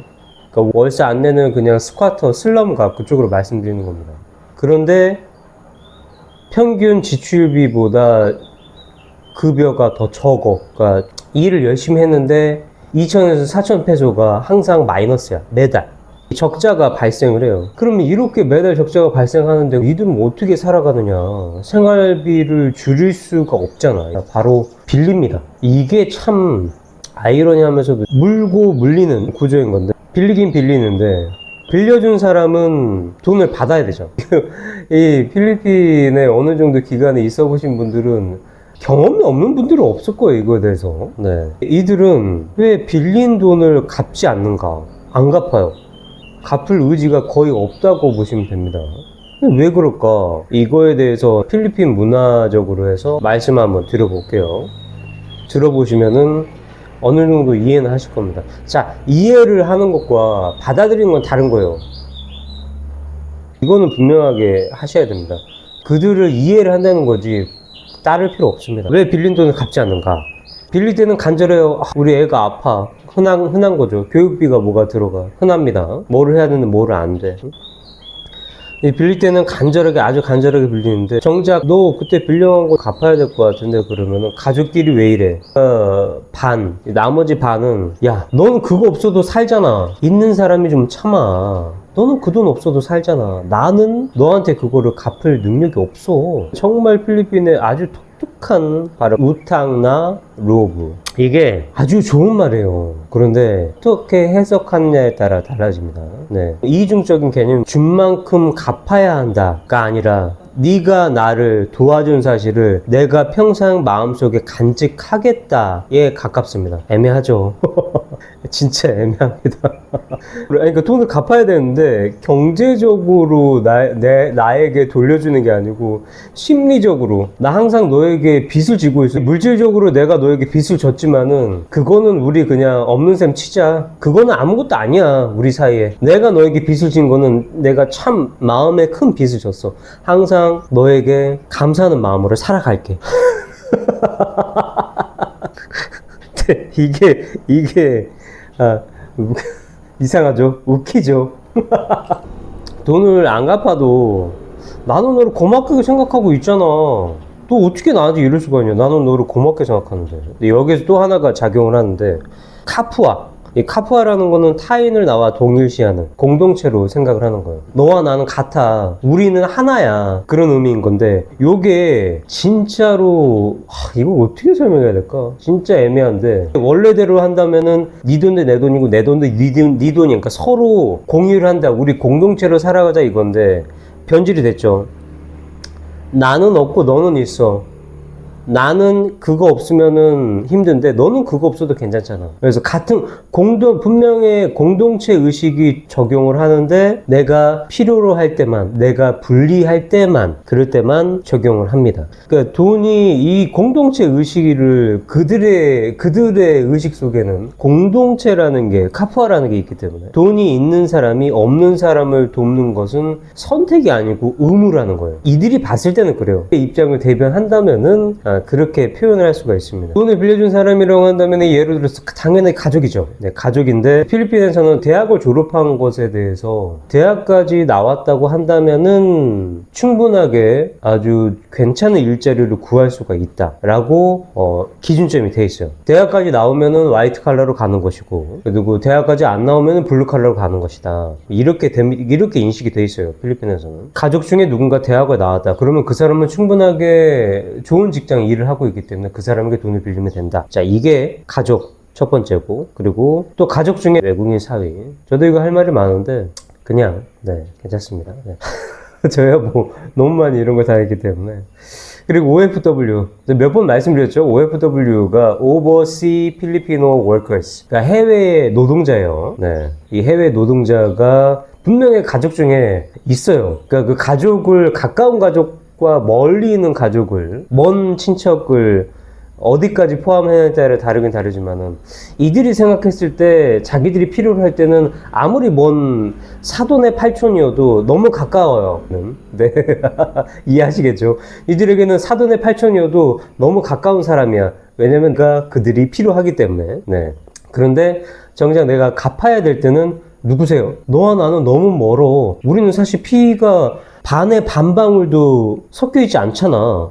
네, 가족하고 외국인 사회 OFW는 일단 여유가 있는 사람으로 규정이 돼요. 그러니까 그 분류가 여유가 있는 쪽으로 분류가 되기 때문에, 빌린 사람은 어차피 너는 여유가 있으니까 이 돈이 없어도 살 수 있잖아. 이런 논리입니다. 네. 이게 미치죠. 그런데 외국인들만 이거를 미쳐 하는 것 같더라고. 외국인들만 이래. 왜냐면은 이 필리핀이 전체적으로 빌려준 사람도 어차피 이런 어떤 마음가짐 비슷해. 바할라나 신의 뜻대로 내일은 내일의 태양이 뜬다. 이거 낙천주의가 좀 심한 부분이 있는데, 갚을 능력이 없어도 일단 빌리고 보는 겁니다. 네. 그러니까 미래에 내일이 어떻게 되든 어떻게 되겠지. 어떻게 될 거야. 그리고 갚으라는 독촉을 받으면은 이거를 해결하려는 노력보다는 지금은 돈이 없는데 어떡하냐. 신이 안 주시는데? 여기 신을 들먹이죠. 네. 이런 상황들을 회피하는 부분이 있는데 이런 일들이 필리핀에서 일반적인가를 물어보신다면은 결론부터 말씀드리자면은 저소득층하고 중하층 서민 사회에서는 아주 일반적인 현상입니다. 특히 동네 전체가 빚쟁이인 경우도 있어요. 이제 사리사리 스토어를 예로 들어서 말씀드리면은 어차피 동네 장사예요. 동네에 다 아는 사람들이야. 다 친인척이고 어차피 다 아는 사람들이야. 근데 거기에서 구멍가게를 열어. 처음에는 이제 돈 주고 사다가 그 다음부터 외상 거래를 해. 자, 외상 하는데 아무리 구멍가게를 해도 물건을 채워놔야 되잖아요. 근데 현금이 있어야 채워놓잖아. 근데 이들이 외상을 계속 하는데 돈은 안 줘. 근데 나는 물건을 채워놔야 되는데 이게 한두 명이 아니야. 마을에 대다수가 와서 외상을 해. 어느 순간 보니까 처음에는 좋은 마음에 외상 해주다가 물건 살 돈이 하나도 없어. 그래서 이제는 외상이 안 되고 너 외상한 거 외상값 다 갚아라 이렇게 말을 하잖아요. 그럼 어떻게 되는지 아세요? 외상을 했던 사람들이 이제 이 집에서 안 사고 다른 집에 가. 다른 구멍가게에 가서 그 집에서 빚을 져. 그러면 이 사람은 이미 이 외상을 너무 많이 주고 했는데 돈은 하나도 못 받잖아. 이 집이 망해. 이게 아닌 것 같죠? 이해가 안 가시죠? 와, 이거 장난 아닙니다. 여기 계속 물고 물리는 계속 망해요. 이게 실제적으로 일어나고 있는 현상입니다. 그래서 결국에는 이 사리사리 스토어가 외상장부만 뭐 몇십 건이 있는데 받는 건 그냥 포기해요. 포기한다는 심리는 외상을 준 사람뿐만이 아니고 돈을 빌려준다고 생각하는 사람들 자체도 어차피 못 받을 거니까 그냥 못 받을 돈이라고 생각하는 주는 경우가 거의 대부분입니다. 이제 만약에 누군가가 강하게 독촉한다면은 갚으라 한다면은 이게 인색하다. 네. 인색하다는 조금 아주 약한 표현이고 동네 전체가 그 사람을 돈을 갚으라고 독촉한 사람을 비난하는 분위기가 형성이 됩니다. 왜냐면은 동네에도 돈을 빌리고 하는 서민층들이 대부분을 이루고 있기 때문에 돈을 빌려준 사람은 어느 정도 돈이 쓸 만큼이 있으니까 빌려준다는 인식이에요. 네. 그래서 끼리끼리 한다고 그렇게 합니다. 서로 돈 안 갚는 것들끼리 모여서 그룹을 이뤄서 뒷담화를 하고 음해하고 그게 이제 필리핀의 어떤 그런 상황이 그렇게 돼요. 돈을 떼먹는 이런 일들이 행위라고 해야 되겠죠. 이런 일종의 생존을 위한 도덕적 면죄부. 그러니까 생존을 위한 면죄부 괜찮다라는 그런 구조적으로 그렇게 돼요. 조금 짜증나는데 나 가난하니까 돈 빌렸어도 돈 안 갚아도 괜찮습니다. 훔쳐도 괜찮습니다. 네, 실제입니다. 가족이니까 가난하니까 이게 이거를 어떤 거보다 위에 있어요. 그러니까 이게 그들에게는 큰 무기예요. 아마 당하신 분들이 좀 있을 거예요. 저도 계속 지금 주변에서 당하고 있죠.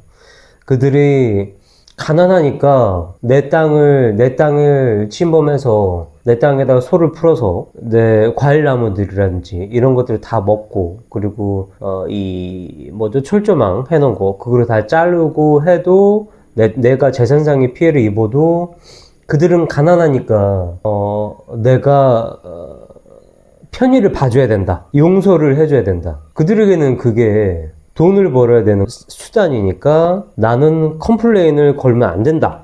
그래서 구조적으로는 이게 끊이지 않는 물고 물리는, 그러니까 물고 물린다고 하기에는 좀 그렇고 빨대. 예.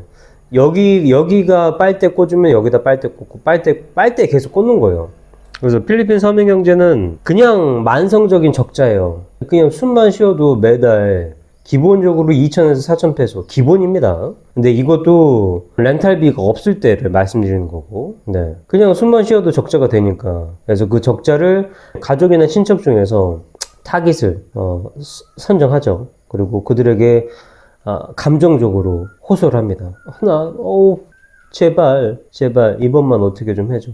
빌리죠. 그런데 정작 갚아야 될 때는 거부를 하죠. 상환을 거부하고, 그리고 가스라이팅이 들어갑니다. 야, 너는 그게 없어도 너는 충분하게 아주 좋은 삶을 살고 있잖아. 근데 만약에 내가 너에게 이 돈을 돌려주면은 나는 당장 오늘 먹을 쌀이 없어. 내가 너에게 큰 빚을 졌어. 마음의 빚을 졌어. 우리 가족이니까 서로 넘어가자. 이렇게 가스라이팅을 합니다. 우리는 공동체잖아. 그렇지? 우리 한 마음이야. 너와 나는 가족이라니까? 네, 이렇게 가스라이팅이 시작됩니다. 근데 이 가스라이팅에 당해요. 필리핀이 가족이라는 것에 좀 많이 약해요. 화가 나는 게 뭐냐면은, 이 무슨 문제가 있든지 그들은 가족이래요. 갑자기 가족이래. 야, 니네가 나에게 재산상의 피해를 입혔잖아. 그러면은 그 사람 포함해서 그 주변에, 그러니까 끼리끼리야. 주변의 사람들이 갑자기 말을 해. 야, 네 가족이야. 너와 얘는 가족이야. 가족끼리 왜 이래? 와이프에게 물어보면 가족이었어? 저 무리하고 너하고 가족이야? 근데 이름이 전혀 다르고는 성씨가 아예 달라요.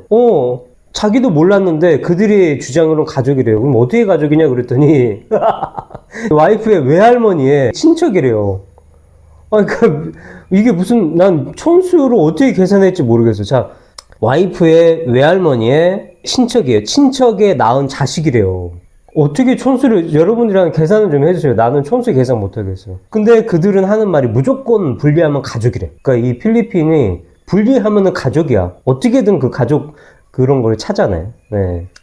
그러다가 뭐 이제 돈 빌리다가 이 사람이 더 이상 돈 나올 구멍이 없다. 그러면 버려. 이 사리사리 스토어에서 더 이상 외상으로 안 주고, 그리고 돈 갚으라고 독촉을 하게 되면은 그 스토어를 떠나는 것처럼, 버리는 것처럼 동일합니다. 사람도 돈 나올 구멍 없네. 자꾸 돈 갚으라고 하네.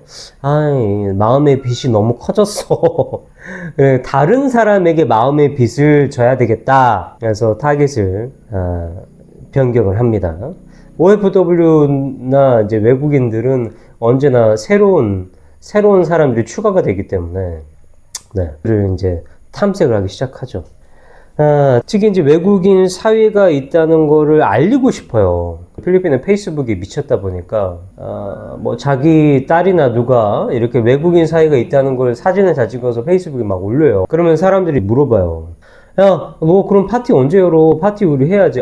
파티 곧 할 거야. 그때는 사람들이 다 몰려옵니다. 이제 그때부터 시작을 합니다. 야, 너 외국인 사회에 있으니까, 와우. 이것도 외국인 사회가 해준 거야? 와, 이것도 외국인 사회가 해준 거야? 와우. 필리핀은 특히 질투심이 심하기 때문에, 겉으로는 와우 이렇게 해주면서도 그 안에서는 이 외국인 사이가 내 딸이랑 결혼했었어야 되는데, 내 딸은 도대체 뭐 하는 거야? 막 그런 거 있죠? 내 딸은 필리핀 놈 만나가지고, 숨만 쉬어도 몇천 페소씩, 너 왜 나 말할 때마다 말해, 저 새끼.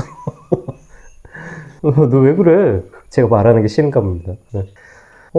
숨만 쉬어도 몇천 페소씩 적자가 나는데, 쟤는 무슨 복을 타고 나서 냉장고가 바뀌었네. 뭐가 바뀌었네. 주얼리가 새로 생겼네. 네. 그렇게 다 이어가다가, 나 이번에, 뭐 문제가 생겨서, 혹시 한 10만원만 잠깐 빌려줄 수 있어? 내가 며칠 후에 갚을게. 체면을 중시하기 때문에 막 띄워준 거야. 하늘 높이 띄워준 다음에 돈을 빌려달라고 하니까 안 줄 수가 없어. 왜냐면 있는 척 없는 척 다 했기 때문에. 그래서 돈을 빌려줍니다. 근데 그게 악순환이죠. 네. 계속 이 외국인 사회에게 빨대를 꽂다 보면은 외국인 사회가 이제 기부업을 하게 되죠. 포기를 하게 됩니다. 포기하는 순간이 언제가 되느냐. 네, 그거의 차이가 있을 뿐이지 결국에는 포기를 하게 됩니다. 자, OFW도 몇 년에 한 번씩 휴가를 와요. 계약이 종료되거나 그랬을 때 다시 필리핀에 돌아와서 다시 에이전트 통해서 계약을 갱신을 하고 이렇게 가기 때문에 그 중간에 텀이 있을 때는 필리핀에 와서 휴가를 즐깁니다. 그러면 또 OFW 왔냐, 몇 년 만에 왔나 그러면서 파티를 열죠. 사실 똑같아요. 오히려 외국인 사회들보다 더 심한 게 뭐냐면은 이들은 본인이 해외에서 어떤 종류의 일을 했든지 관계없이 무조건 부자인 척을 해요. 사실 어떻게 보면 똑같아. 빌드업은 똑같아. 막 둥둥 뛰어주다가 최고점에 올랐을 때 거기서 살살살살 긁어서 돈을 뺏는 방식. 제가 사는 곳은 이제 시골이라고 말씀드렸잖아요. 근데 여성이 태어나서 살다가 마닐라에 갔습니다. 마닐라에서 입주식 가정부로 일을 하는 사람이 있는데 1년에 한 번 정도씩은 여기에 와요. 휴가, 뭐 고양이가 당연히 오겠죠. 오는데 거의 무슨 뭐라고 해야 될까? 거의 뭐 사업가 그런 식으로 행동을 해요. 직업을 비하하거나 그런 건 절대 없는데 필리핀에서는 뻔히 알거든요. 얼마인지 급여가. 아무리 마닐라라고 해도 급여가 정해져 있습니다. 한 달에 뭐 많이 받아도 30만원? 진짜 많이 받을 때 한 40만원. 평균적으로 했을 때 말씀드립니다. 근데 여기에서 하는 거는 한 달에 뭐 300만원, 500만원 받듯이 그렇게 해요. 왜냐면은 주변에서 그렇게 띄워줘. 너 마닐라에서 일해. 와, 마닐라. 막 그렇게. 이게 OFW는 어떻게 되겠습니까? 네. 이런 악순환을 그러니까 평범하게 평균적으로 봤을 때는 정말로 악순환이죠. 이들에게는 돈이라는 게 미래를 위해 저축을 해야 된다는 어떤 그런 자산적인 의미가 아니고 있는 거를 그냥 써야 돼. 지금 돈이 있어. 근데 이걸 내가 쓰지 않으면은 다 써버리지 않으면은 갚아야 돼. 빌린 사람한테 갚아야 돼. 그래서 이들에게 돈이라는 거는 생존을 위해서 끊임없이 누군가에게 빌려와야 돼. 끊임없이 빌려와야 되는 거야, 이거를. 이 사람한테 안 되면 이 사람한테 빌려야 돼. 일단은 빌려와야 돼. 빌리고 나서 생각한다. 빌리고 나서 다 쓰고 난 후에 생각한다. 네. 그리고 너랑 나는 가족이잖아. 그리고 피해를 줬어도 너랑 나는 가족이잖아. 말씀드렸죠. 와이프의 외할머니의 친척의 자식이에요. 그게 무슨 천수가 됩니까? 그런 사람도 가족이라고. 가족 간에 왜 돌려주냐 이런 심보는 개인 간의 인성 문제라기보다는 필리핀 자체가 그렇게 만들었어. 그러니까 기생적 생존 전략, 기생충이죠. 기생충을 필리핀 자체가 만들었어. 네. 여러분들이 저에게 기대했던 거는 2000년산 빈티지일 텐데 저는 2026년 빈티를 여러분들에게 저는 2026년 빈티를 여러분들에게 들려드리고 있습니다. 주문하신 것과 다르죠? 네. 농담이고요. 필리핀 블라블라 네 번째 시간 여기서 마치도록 하겠습니다. 감사합니다. 네, 나피디의 블라블라 필리핀 인사드리겠습니다. 탈모가 시작되고 있습니다라고 여기가 꺼냈죠. 실제적으로 시작되고 있었는데 어느 순간부터 좋아졌어요. 네. 지금 이 모자를 쓰고 있는 이유는 아침에 정리하기 좀 쉽지 않아서 그렇습니다. 정리 차원에서 이렇게 모자를 쓰고 있는 점 양해 부탁드립니다. 그래서 결론적으로 무엇인가 탈모가 멈췄어요. 그리고 상황도 좋아지고 있는 것 같아요. 모든 게 다 똑같아요.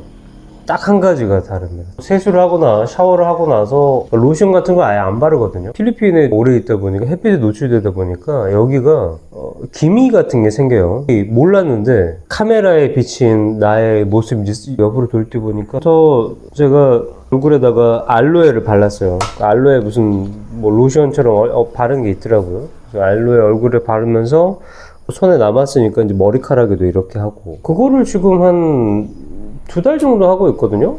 손에 약간 남은 거를 머리카락에 이렇게 하고 있는데 그러니까 달라진 게 그거밖에 없어요. 다 똑같아요. 오직 그거 한 개인데 진행을 멈추고 단단해진 거 있잖아요. 머리카락이 그전에는 힘마리가 없었는데 이제는 좀 힘이 생겨서 머리카락에 그게 달라진 것 같아요. 이거는 그냥 개인적인 경험담이기 때문에 뭐 머리에 뭐 알로에를 바르세요 그렇게 말씀드릴 수는 없습니다. 따로 약이나 뭐 치료제 사용하지 않고 있어요. 네. 여담으로 좀 말씀드렸고 제가 해외 경험을 따지면은 그때 후반 약간 되기 전부터 해외에 경험이 있었어요. 아예 그때까지는 저는 비행기 자체를 타본 적이 한 번도 없었어요. 27살? 그때까지는 비행기 자체를 아예 타본 적이 없었어요. 근데 그때 뭔가 새로운 전환점이 필요한 것 같다. 좀 답답함을 느끼고 뭐 이런저런 조언도 듣고 해서 그때 이제 처음 비행기를 타고 이제 나갔는데 그때 시작이 된 겁니다. 젊을 때 가니까 왜 우리 남자들 그런 약간 로망이 있잖아요. 몸에다가 뭔가 이제 나도 뭔가 하나 새기고 싶다 문신 같은 거 그런 거 있잖아. 그래서 나도 좀 해봐야 되겠다. 고민을 할 때 그냥 할 수도 있었어요, 사실. 그리고 주변에, 사람들 많이 했습니다. 나도 해볼까, 그런 생각을 했었는데, 마지막에 든 생각이 뭐였냐면, 그때 당시에 몸이 젊을 때, 30대겠죠. 그때 마지막에 들었던 생각이 뭐냐면은, 기간이 짧게 있던 게 아니고 오래 있었잖아. 그래서 오랜 기간을 보니까, 젊은 사람들이 문신한 것도 보이고 아주 나이 든 사람이 문신한 사람들도 보인단 말이에요. 젊은 사람들 문신한 걸 보면은 특히 이제 필리핀에서 보면은 진짜 이게 무슨 애들 장난쳐 놓은 것 같이 유치원생이 막 사인펜으로 그려놓은 것 같이 그런 문신들도 있고 괜찮은 문신들도 있는데 이러든 저러든 결론이 뭐냐면은 나이가 들어있는 상태의 사람들의 문신을 보니까 좋지 않아. 너무 안 좋더라고. 진짜 너무 안 좋더라고. 어떤 느낌이냐면은 나이 든 사람들이 아무리 무슨 문신을 막 했어. 특히 이제 서양인 쪽을 말씀드리면은 아시아인도 비슷합니다. 근데 서양인이 더 눈에 띄는 거는 이유는 바로 피부 색깔 때문에 그런 것 같아요. 여튼 이제 문신이 있어. 뭐 팔이든 어디든 문신이, 특히 이제 팔이나 이런 쪽에 문신이 있는데, 사람이 나이가 들면은 근육이 빠지거든요. 근육이 빠지면 수분도 빠지니까 피부가 쪼글쪼글해집니다.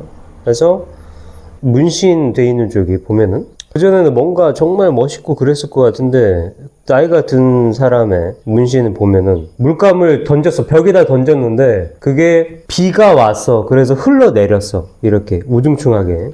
그렇게밖에 안 보여. 근데 그거는 아시아든 뭐 서양인이든 그거는 비슷합니다. 네. 그래서 그때 그거를 보고 고민을 많이 하다가 와이프에게 얘기를 했어요. 나 혹시 문신을 좀 하는 건 어때? 그랬더니 와이프가 결사반대. 안 된다. 절대 안 된다. 아니 근데 봐봐. 여기 나는 필리핀에 살고 있고 그리고 필리핀 많은 사람들이 다 문신을 하고 있는데 나는 좀 하면 어때? 안 된대. 필리핀 사람들이 봤을 때 문신하고 있는 사람들이 많이 있지만은 그들도 눈으로 봤을 때 좋은 인식을 갖고 있지는 않다. 문신에 대한. 네. 그러니까 한국 사람들이 문신을 가진 사람들에 대해서, 문신을 한 사람들에 대해서 그렇게까지 크게 호감으로 생각하지 않는다. 네. 그거와 비슷한 인식을 필리핀 사람들이 가지고 있어요. 근데 뭐 어느 나라가 똑같아. 좋게 생각하는 사람, 안 좋게 생각하는 사람, 중간인 사람. 네. 그런데 따져야 될 게 뭐냐면은, 만약에 문신이 없었다고 한다면은, 문신이 있는 나를 좋게 볼 리도 없고, 나쁘게 볼 리도 없고, 중간일 것도 없다. 그러니까, 나를 주변 사람들이 나를 봤을 때 나를 판단할 만한, 좋게든 나쁘게든 판단할 만한 어떤 거리를 주지 않으려면은 문신이 없어야 되는데 그 생각을 가졌어요. 그래서 생각 안 하고 있다가 이제 애들도 다 크고 했으니까 이제서야 좀 해볼까? 그때가 40대 초반이었는데 한번 해볼까 했는데 그때 무슨 일이 일어났냐면은 당뇨가 어택을 했죠. 당뇨와 문신의 상관관계가 아시는 분들은 아시죠. 끝에 가서 폐혈증 때문에 죽을 수도 있고 문신이라는 것 자체가 복불복이에요. 어떤 사람은 몸 전체를 다 뒤덮는 걸 해도 괜찮은 사람이 있고 어떤 사람은 정말 단순하게 약간만 했는데도 작게만 처음 했는데도 피부 전체를 도려내야 되는 수술을 한다던가 아니면은 뭐 절단하는 수술을 하는 그런 경우들도 있고 그렇습니다. 그거는 복불복인데 당뇨는 복불복이 아니에요. 잘못된 뭐 바늘이라든지 소독되지 않은 바늘을 사용했을 때 감염 그리고 뭐 HIV 이런 게 실제로 문신으로 인해서 HIV 아니면은 뭐 C형, B형 감염 이렇게 되는 게 전파되는 게 가장 흔하죠. 그때 당뇨인 걸 알고 내가 문신하고는 없구나 그런 생각이 들었습니다. 그럼 실질적으로 필리핀 사람들 문신을 한 사람들이 많으냐? 엄청나게 많아요. 길 가다가 보면은 뭐 한 10명 중에 3, 4명? 그러니까 근데 뭐 그거야 뭐 가려진 문신이 있을 수도 있고 겉으로 나타난 문신이 있을 수도 있는데 뭐 길 가다가 보이는 것이기 때문에 당연히 겉으로 드러내는 그런 문신을 말씀드리는 겁니다.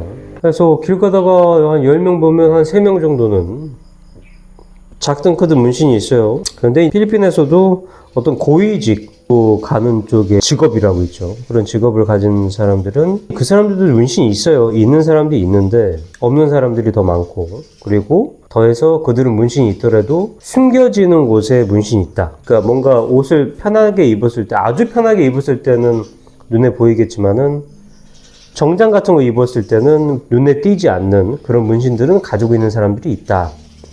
필리핀이 10명 중에 3명 정도는 문신이 있다. 여자, 남자 포함해서입니다. 이런 일이 있었어요.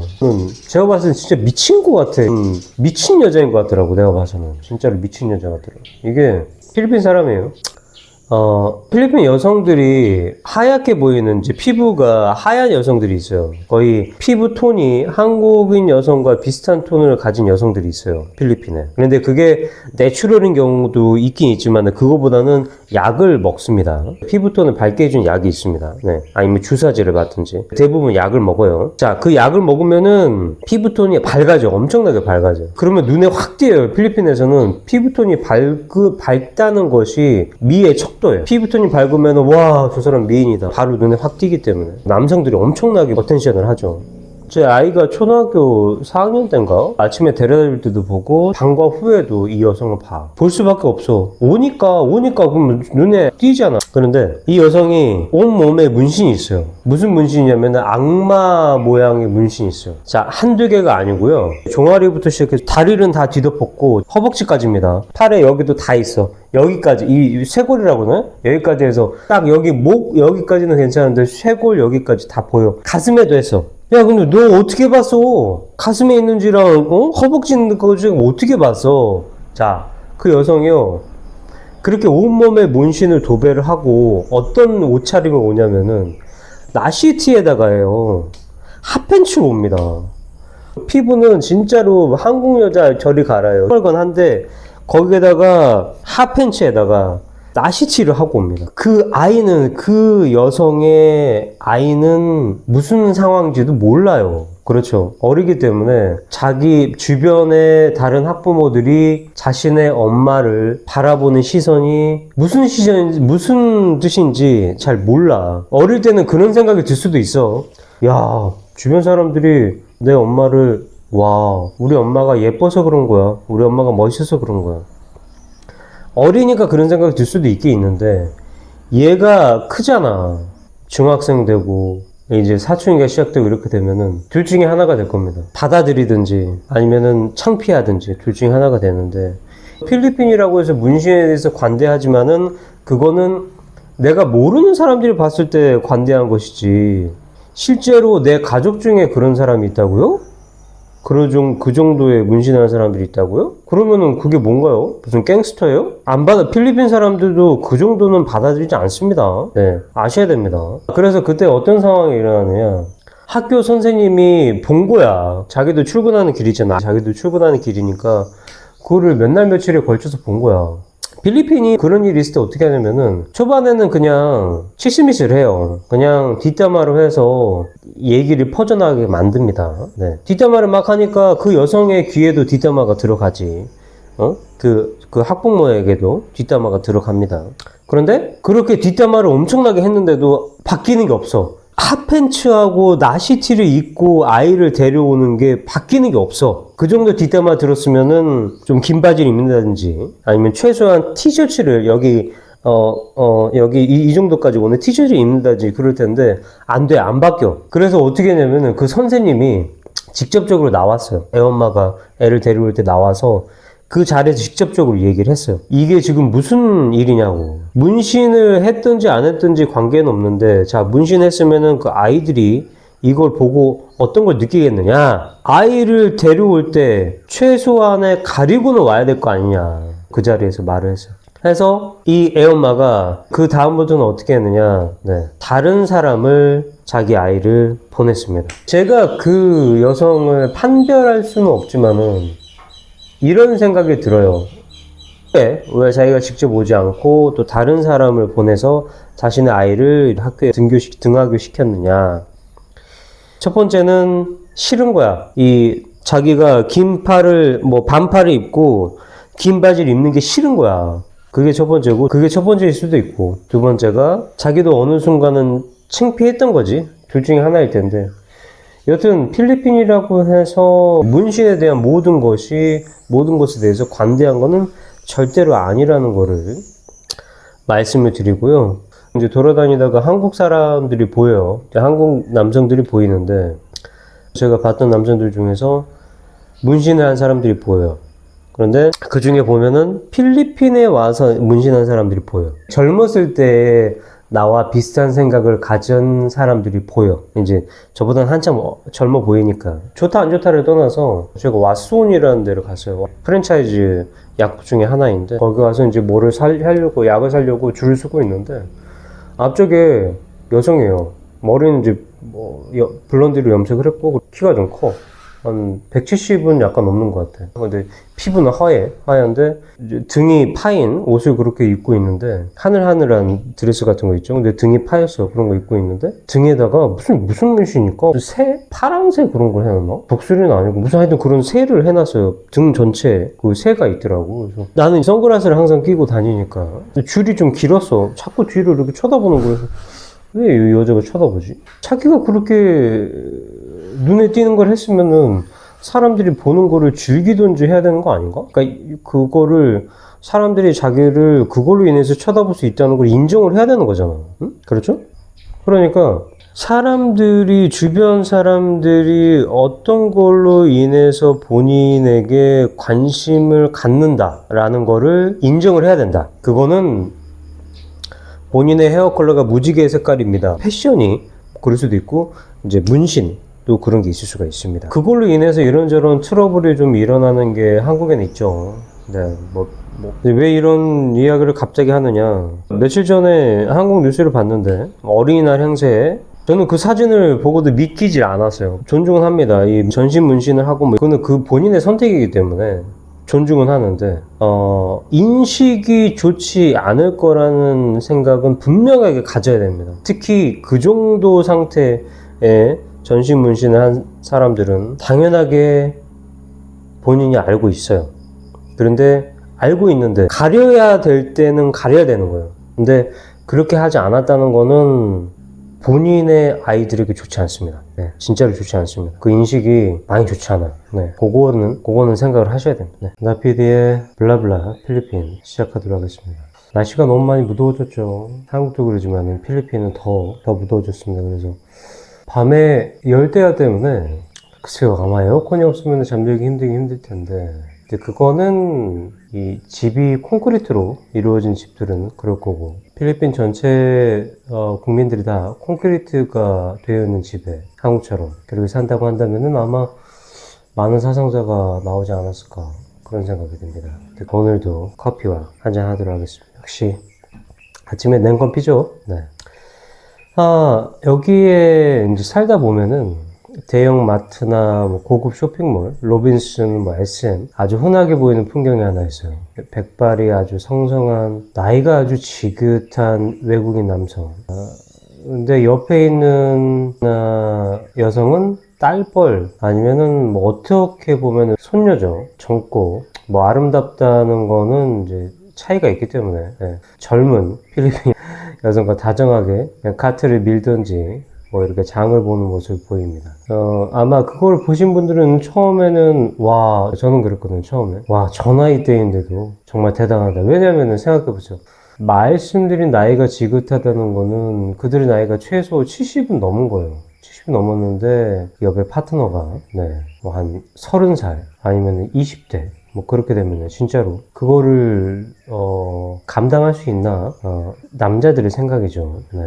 그런데 과연 저들의 속사정은 어떨까? 그러니까 한번 비교를 해봤어요. 필리핀에 있는 한국 남성들과 필리핀에 있는 서양인들의 차이는 무엇인가? 우선 서양인들은 결론을 우선 처음에 말씀드리냐면은 아이는 낳아도 결혼을 하지 않습니다. 이게 참 되게 희한한 건데 먼저 그 할아버지, 저희들 입장에서도 할아버지죠. 그 할아버지들은 미국이나 유럽에서 왔겠죠. 서양의 은퇴자들이에요. 이분들은 참 독특합니다. 필리핀 여성과 동거를 하고 심지어 아이를 낳아 아빠가 되어도 결혼이라는 법적 절차는 끝까지 밟지 않는 경우가 허다합니다. 왜 그럴까요? 이 부분이 참 중요합니다. 필리핀은 법적으로 이혼이 없는 나라라는 걸 아주 잘 알고 있기 때문에 잘못했다가는 그들이 받는 연금이나 재산을 다 날릴 수 있는 계산이 서 있는 겁니다. 그래서 이들은 비자가 만료되면 차라리 한 바퀴 돌고 오죠. 그냥 태국 한번 즐기든지 베트남 즐기든지 그렇게 비자 런이라고 하는데 비자 런을 돌지언정 결혼 반지를 끼워주진 않습니다. 철저하게 자기 자신을 챙기면서 비즈니스적 관계인 거죠. 이제 반면 한국 남자들은 어떨까요? 성향 자체가 안정감을 중요시하게 생각합니다. 필리핀에 정착하기로 마음을 먹었어요. 매달 비자를 연장하러 가야 돼요. 이민교에 가야죠. 외국인이라 내 명의로 집도 땅도 못 사는 그런 불안정한 상태를 견디기 힘들어합니다. 네, 그래서 비교적 빠르게 결단을 내립니다. 사랑하는 거는 뭐 글쎄요. 네, 사랑할 수도 있고 아닐 수도 있지만은 우선은 이제 합법적으로 장기 체류할 수 있는 결혼 비자를 받기 위해서 그리고 내 자신이 안전하게 근데 그걸 이제 안전하다고 믿는 거죠. 실제로 안전한 게 아닐 수도 있지만은 내 자신을 안전하게 지키기 위해서 결혼이라는 법적 구속력을 선택합니다. 이게 가장 책임감 있고 진지한 정착 방식이지만은 역설적으로 보면은 필리핀에서는 아주 치명적인 약점이 되기도 합니다. 바로 이혼이 없기 때문에 그렇습니다. 이게 참 중요해요. 미국이나 유럽 쪽에서 온 할아버지들은 이미 자기들 나라에서 아주 혹독한 이혼 경험을 한 번 또는 두 번 이상을 이미 치렀던 사람들이에요. 그러니까 이미 자기가 가진 재산을 절반 이상을 이미 빼앗겼어요. 학습 효과가 이미 있는 거죠. 네. 그래서 그 사람들에게는 결혼이라는 법적 어떤 이 절차가 구속된 거예요. 만약에 잘못되면은 마지막으로 불태워야 하는 나의 마지막 자산인데 결혼이라는 거를 하게 되면은 여기에서 이혼을 할 수 없기 때문에 만약에 문제가 생기면 다 뺏길 수도 있다. 네, 그걸 지키는 거죠. 그리고 동거라는 단어에 대해서 익숙해요. 한국은 좀 다르죠. 동거한다 그러면 이상하게 보죠. 네, 뭐 필리핀도 그렇지만은 특히 서양 쪽에서 동거한다는 거에 대해서는 아무 의미가 없죠. 그들에게는. 그리고 동거 상태에서 아이를 낳아도 그러니까 사실혼 관계에 아이가 있어도 부끄럽게 생각하지 않습니다. 필리핀도 그건 동일합니다. 네. 신분 등록할 수 있어요. 결혼 안 해도 필리핀에서. 그리고 양육비도 책임질 수 있고 그러니까 법적으로 부부가 되는 거는 철저하게 거부를 하는 거예요. 그래서 서양의 할아버지들은 내가 너를 사랑해서 지원해 주는 것과 법적으로 내 자신의 권리를 넘겨주는 것은 완전하게 다르다라는 거를 칼같이 긋습니다. 네. 그래서 아까 말씀드렸듯이 그들이 필리핀에 저처럼 똑같이 10년을 살았다고 해도 예를 들어서 그들은 그냥 여행 비자로 연장을 계속 하더라도 1년에 한 번씩은 외국 갔다 와야 돼요. 여행 비자는. 그래서 그냥 가까운 나라에 또 즐기다가 또 오는 거고 즐기다가 또 오는 거고 네. 그렇게 하는 겁니다. 이제 한국의 이제 국민성이라고 해야 될지 한국 사람들은 사실 필리핀이든 어느 나라든 이게 참 중요해요. 주민등록증, 완벽한 비자, 내 명의로 된 거 뭔가가 있어야 돼. 그래야지 안정감을 느끼는 거예요. 매달 이민국에 가서 줄을 서고 비자를 연장하고 이게 스트레스예요. 그리고 시간 낭비. 왜냐면은 만약에 자기가 이민선과 아주 가까운 곳에 있지 않고서는 연장을 하려면은 가야 돼요. 몇 시간을 들여서 가야 된단 말이죠. 또 가서 또 바로 되는 것도 아니고 기다려야 돼요. 돈 낭비, 시간 낭비 이런 거에 스트레스가 엄청나게 쌓여요. 그래서 결혼 비자를 받게 되면 이 모든 게 해결이 되겠거니 우리 게임에서 하는 치트키처럼 그렇게 보일 수가 있습니다. 네. 근데 실질적으로 외국인은 필리핀에서 내 이름으로 된 토지나 이런 거를 소유할 수가 없죠. 콘도만 가능합니다. 물론 이제 자동차나 오토바이는 가능해요. 그다음에 렌트도 가능하고 이게 누구의 명의로 했든 나의 바운더리 안에 있는 그러니까 자기의 와이프겠죠. 내 와이프 명의로 집을 사든 사업을 하든 뭘 하든 좀 마장이 있는 집, 정원이 있고 전원주택이죠. 그런 게 좀 있고 싶어 해요. 한국인들은. 그리고 내가 이걸 해주겠지만은 우리는 부부기 때문에 부부라는 법적인 어떤 결속력이 있기 때문에 안정적이다. 그러니까 자기 임의대로 묶어버린 거예요. 그러니까 법적으로 묶었으니까 한국의 결혼과 필리핀의 결혼은 다른데 그거를 조금 한국적인 마인드로 너무 생각하는 그런 경향이 있습니다. 네. 살고 있는 여성이라고 할게요. 자, 동거든 결혼이든 같이 살고 있잖아요. 트러블이 생겼어. 근데 나는 결혼하지 않은 상태야. 그냥 동거인 상태야. 그러면은 문제가 생겼을 때 법적으로 결혼하지 않았기 때문에 그냥 집만 사서 나오면 됩니다. 그리고 아이들 양육비만 매달 송금해주면 법적인 책임은 끝나요. 집도 어차피 내가 외국인이기 때문에 콘도 같은 경우는 4명으로 되기 때문에 관계가 없어. 렌트는 그냥 빼면 돼. 그걸로 끝나요. 그래서 이 재산적인 게 분쟁이 일어나지가 않아요. 그런데 결혼했다? 문제가 생겼다? 저는 경험해보진 못했지만 이렇게 쭉 본 걸로 해서는 한국에서는 한국 사람들끼리잖아요. 그리고 한국인의 보호를 받는다. 불이익을 받아도 한국인들에게 불이익을 받는 건데 필리핀에서 법적으로 문제가 생긴다고요? 필리핀 사람과? 그러면은 한국인 남성은 이길 가능성이 거의 없습니다. 이긴다고 해도 너덜너덜해져요. 그게 몇 년 지나서 이미 걸레짝이 돼버릴 수도 있어요. 그리고 그런 법적인 어떤 만약에 필리핀 아내들이 자기들이 이길 수 없다는 거를 알게 되면은 거기에서 어떤 조언을 받는다. 좋지 않은 조언이죠. 그러면은 어떻게든 엮어서 남성을 추방을 시켜버립니다. 비자를 만료시켜버립니다. 여기에서 이제 이게 웃긴 거예요. 그러면은 필리핀 여자들은 어떤 것에 더 만족을 하겠느냐. 결혼을 굳이 원하지 않는 서양 남자냐 아니면 결혼을 추진하고 싶어하는 한국 남자냐. 네. 필리핀 여성들도 알아요. 서양 남자를 만날 때는 이 남자가 나랑 결혼을 안 해줄 거라는 거를 알아요. 대신에 자유롭고 누굴 만나도 돼. 아니 80 먹은 할아버지가 어떻게 30대, 20대인 여성을 만족을 시켜주겠어. 우리 성적으로 봤을 때 만족시켜줄 수 없습니다. 그러니까 이 할아버지도 나랑 같이 살긴 사는데 너 즐길 건 즐겨. 이런 식으로 하는 겁니다. 그러니까 자유롭고 당장 주는 생활비에 만족합니다. 생활비 받아서 사용하니까. 그런데 한국 남자를 만날 때는 다릅니다. 한국 남자들이 결혼과 책임, 특히 이 책임이요. 그리고 명의 변경에 오픈되어 있다는 걸 아주 잘 알고 있어요. 그래서 아주 영리한 현지 여성들은 한국 남자를 만날 때 훨씬 더 빠르게 결혼하고 공동재산을 형성을 요구합니다.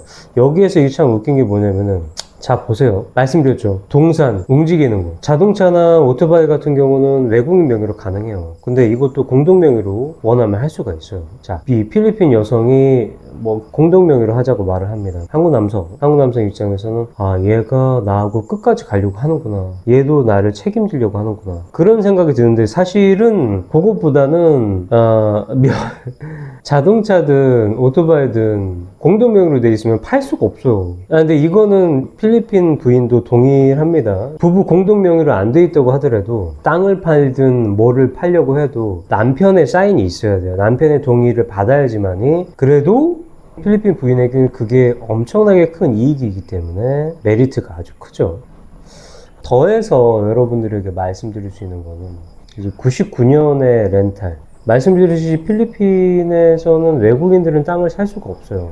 99년 동안 빌리는 거예요, 땅을. 99년은 아주 길죠. 최대로 했을 때 99년까지라고 바뀌었습니다. 이것도 이유가 있어요. 원래는 최대가 50년 정도까지였는데 외국 자본을 끌어들이려고 하는데 외국 자본이 이렇게 말을 합니다. 아니 내가 여기다가 몇 천억을 들여서 건물도 만들고 이렇게 할 건데 그러면 너희들 관광 수입이나 이런 것들이 엄청나게 들어올 건데 그럼 나는 이렇게 돈 들여놓고 50년만 빼먹고 끝난다고? 그건 안 되겠는데? 그렇게 해서 바뀐 게 99년까지인 겁니다. 네. 이게 정상적으로 작동을 한다고 했을 때 기본적으로는 99년 동안 그 누구도 터치를 할 수가 없어요. 그리고 만약에 99년 안에 그 중간에 내가 뭔가 상속도 할 수가 있어요. 상속이라는 의미는 만약에 99년 중에 내가 30년을 했고 나머지 69년 남았잖아. 그럼 그 69년을 이 양도를 하거나 판매를 하거나 자녀에게 유산으로 상속할 수가 있습니다. 그 남은 기간 동안에는. 네, 그렇게 됩니다. 이게 아주 좋은 거죠. 좋은 건데 여기에도 사기꾼들이 들락날락합니다. 이거는 아주 흔한 사기인데 외국인 개인은 안 돼요. 그러니까 필리핀 투자자 장기 임대법이 합법적인 외국인 투자에게 허용이 됩니다. 개인이 은퇴해서 조용히 집 짓고 살겠습니다라는 게 아니에요. 사업적 투자를 전제로 승인을 해주는 거예요. 그래서 이거를 어떻게 사기를 치느냐? 사기꾼이랑 이제 브로커들이 외국인에 접근해서 99년 계약해줄 테니까 돈을 다 달라고 합니다. 그리고 공증도 받죠. 서류까지 아주 멋지게 만들어주죠. 근데 나중에 문제가 생겨서 법원에 가면은 이 외국인은 합법적인 대규모 투자자가 아니므로 일반 개인은 안 된다고 말씀드렸죠. 네. 최대가 상한선이 25년 또는 최대 50년까지밖에 안 돼요. 그래서 나머지 기간은 무효라는 판결이 나옵니다. 그러니까 계약서에 99년, 990년이라고 써 있어도 개인으로 했을 때는 까딱 잘못하면은 25년, 50년까지밖에 안 되는 거예요. 이거를 잘 고민을 하셔야 됩니다. 그리고 가짜 땅 주인이 이거는 너무 많은 사례라서 한국도 넘치죠. 네. 근데 한국 같은 경우는 워낙 이런 어떤 아이디라든지 이런 것들이 잘 돼 있어서 오히려 사기를 당하는 경우가 많은데 필리핀은 오히려 그런 것들이 더 너무 시스템이 로우가 돼 있기 때문에 사기를 당하는 경우들도 네, 많이 있습니다. 그러니까 진짜 땅 주인이 아니고 그 진짜 땅 주인의 친척이다. 뭐 아니면 위조된 거 문서를 가지고 저도 이거 당할 뻔한 적이 있었어요.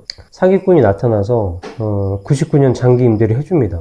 외국인에게. 외국인은 어차피 빌리는 거니까 문제 없겠지 하고 하는데 계약금을 선불로 줬는데 나중에 이제 건물을 짓고 있으면 갑자기 땅 주인이 나타나죠. 너 누구세요? 나 여기 임대했는데 자 봐, 나 계약서 있잖아. 누구랑 했는데? 나 누구누구랑 했는데? 뭐? 그게 난데? 너 나랑 했어? 아니 너는 아닌 것 같은데 탁 이렇게 되는 거죠. 네. 근데 이거를 자기 사기 당했잖아. 한국도 그러지만은 사기를 당한 사람은 너무 힘들어. 이거를 법적으로 내가 사기를 당했습니다. 이거를 좀 처리를 해주세요. 한국도 뭐 너무 오래 걸리잖아. 민사로 가게 되면 너무너무 오래 걸리죠. 그리고 그게 돌려받는 것도 더 적을 수도 있고 모르쇠 해버리면 끝납니다. 근데 필리핀은 그게 더 심해요. 나 그냥 모르는데요? 나 없어요. 나 돈 1페소도 없어요. 그러면 끝나는 거예요. 그냥 필리핀에서. 그 부분을 잘 생각하셔야 됩니다. 그리고 정상적으로 다 됐어. 한국으로 치면 등기랑 다 됐어. 정말 완벽하게 됐어. 그러니까 땅 주인도 99년치 돈을 다 받았지.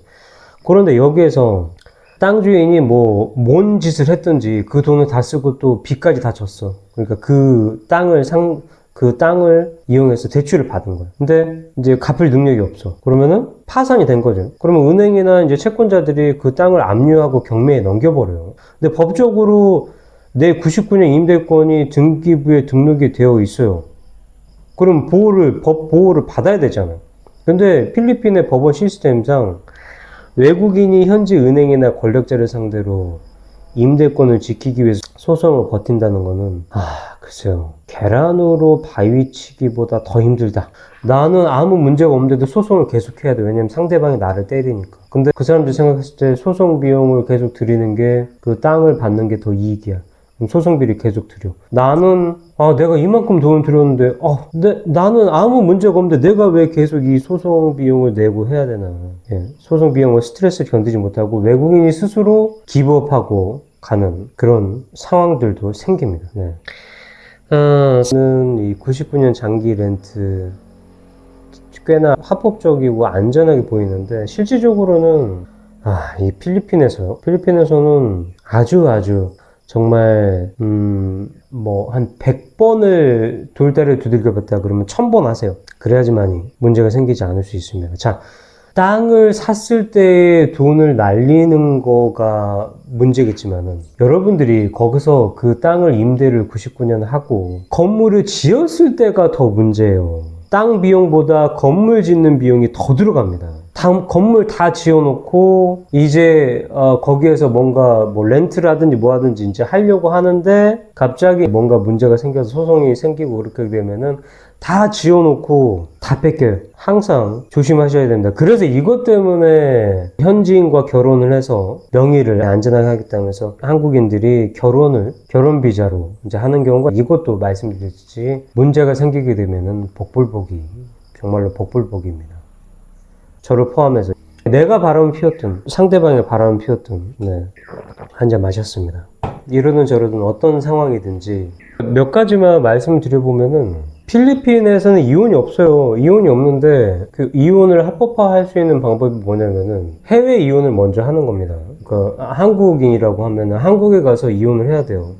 그런데 그 부인을 데려갈 수는 없으니까 필리핀 부인에게 협조를 다 얻어야 되겠죠. 서류 같은 거 협조를 다 얻어서 그 서류를 또 공증을 뭘 또 하고 해석도 하고 또 뭐 해야 되겠지. 번역하고 그걸 이제 한국 법원에 내게 되면은 그것도 좀 지리한 뭐 이런 일이 일어나요. 여튼 받았어. 그거를 받으면은 또 그 법원 판결을 받은 거를 또 공증을 해서 한국에 이제 한국 대사관에 공증을 받아서 또 이 필리핀에 PSA죠. 거기에 가서 나 사실은 이렇게 해서 나 여기 판결을 받았어요. 그러니까 이혼한 걸로 해주세요.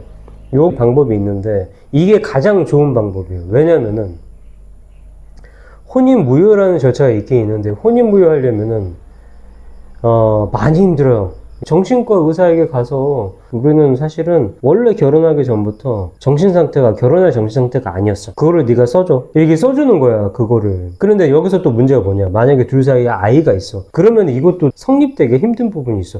야 니네 둘 다 제정신 아니었는데 왜 아이가 있지?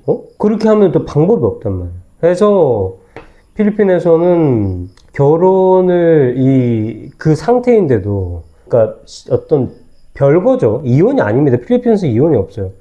별거 상태인데 그리고 이제 한국 남자는 결혼 비자를 그냥 그대로 유지하는 조건. 둘이 변호사에게 가서 부인에게 말하죠. 야, 너도 알고 나도 알잖아. 필리핀에서 이혼이 없고 힘들어. 혼인무효도 힘들고. 나는 그냥 필리핀에서 결혼 비자 유지하고 싶은데 내가 너 이런저런 거 재산 다 주고 이렇게 할 테니까 우리 변호사한테 가서 공증 받고 결혼 비자는 터치하지 맙시다. 이걸 하자. 오케이 그렇게. 네. 이거 내가 말하면 새소리가. 네. 오케이 그렇게 해서 이제 변호사한테 가서 공증을 받아. 자 여기에서 잘 아셔야 될 게 뭐냐면은 외국인하고 필리핀 사람이에요. 그래서 아무리 공증을 100번, 1000번 받았다고 해도 그리고 그 공증이 완벽하게 1000%, 1000% 완벽하다고 해도 예로 들어드리겠습니다. 만약에 정말로 그런 내용의 공증을 받았다고 한다면은 변호사가 말을 했을 겁니다. 그거는 법적으로 걸려요. 내가 이렇게 하는 대신에 내 비자는 건드리지 말아줘. 이거는 법적으로 이미 문제가 생긴 겁니다. 만약에 그렇게 했다고 한다면 그렇게 안 했다고 하더라도 암묵적으로 어떤 뭘 했더라도 이 필리핀 와이프가 서류상으로 와이프 상태인데 예로 들면 이래. 필리핀 와이프가 상간남이 있었어. 상간남이 있어서 뭐 이혼 아닌 뭐 별거 상태가 된 거죠. 그래서 이렇게 되고 이렇게 떼주고 이렇게 끝났어. 그런데 얘가 상간남한테 이게 흔한 스토리죠.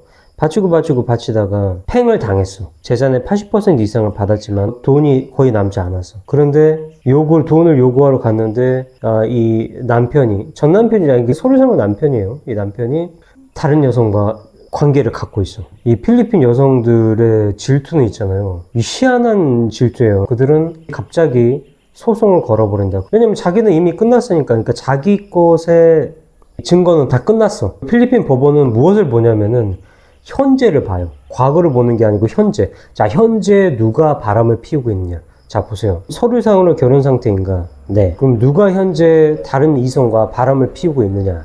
이거 두 가지입니다. 이거 두 가지 딴지를 걸면 어떻게 되냐면은 다 뺏기고 추방당하는 거예요. 네. 이 사람이 만약에 뭔가 뭐 법인 명의든 뭐든 사업적인 걸 하고 있어. 그리고 자기 명의로 콘도 있고 뭐 있고 다 있어. 그건 외국 명의로 가능하니까. 자, 근데 이 사람이 추방을 당해버렸어. 그러면은 추방 나가면 어떻게 돼? 돌아올 수 없어요. 물론 그 변호사를 통해서 뭔가 처리할 수 있겠지만은 자, 이게 법적인 권리를 행사할 수 없으면은 누가 법적인 권리를 행사를 할까요? 네. 서류상의 와이프입니다. 서류상의 와이프가 와서 본인이 운영하고 있던 사업체라든지 어떤 가지고 있던 콘도라든지 이런 것들을 다 흡수를 해버릴 수가 있어요. 그래서 조언 드리는 게 무엇이냐? 필리핀에서 사업을 할 수 있는 결혼 비자가 아니고 사업을 할 수 있는 비자는 많이 있어요. 만약에 그런 상태라고 한다면은 귀찮다고 하지 마시고 어렵다고 생각하지 마시고 둘 중에 하나를 결정하세요. 그냥 필리핀에 안 살아야 돼. 필리핀에 없어야 돼. 다 포기하고 가세요. 다른 나라로. 아니면 두 번째는 말씀드린 대로 해외 이혼을 하고 필리핀에서 처리를 하는 게, 그렇게 되면은 가능합니다. 그러면 결혼 비자가 아니고 다른 비자로 있을 수가 있는 거죠. 근데 이게 왜 중요하냐? 내가 다른 여성과, 필리핀에서 다른 여성과 결혼을 또 할 수도 있어요. 또 그런 미친 짓거리를 할지는 모르겠지만 이미 한 번 당했는데 또 결혼할까? 네, 할 수도 있습니다. 오늘 나피디의 블라블라 필리핀 마치도록 하겠습니다.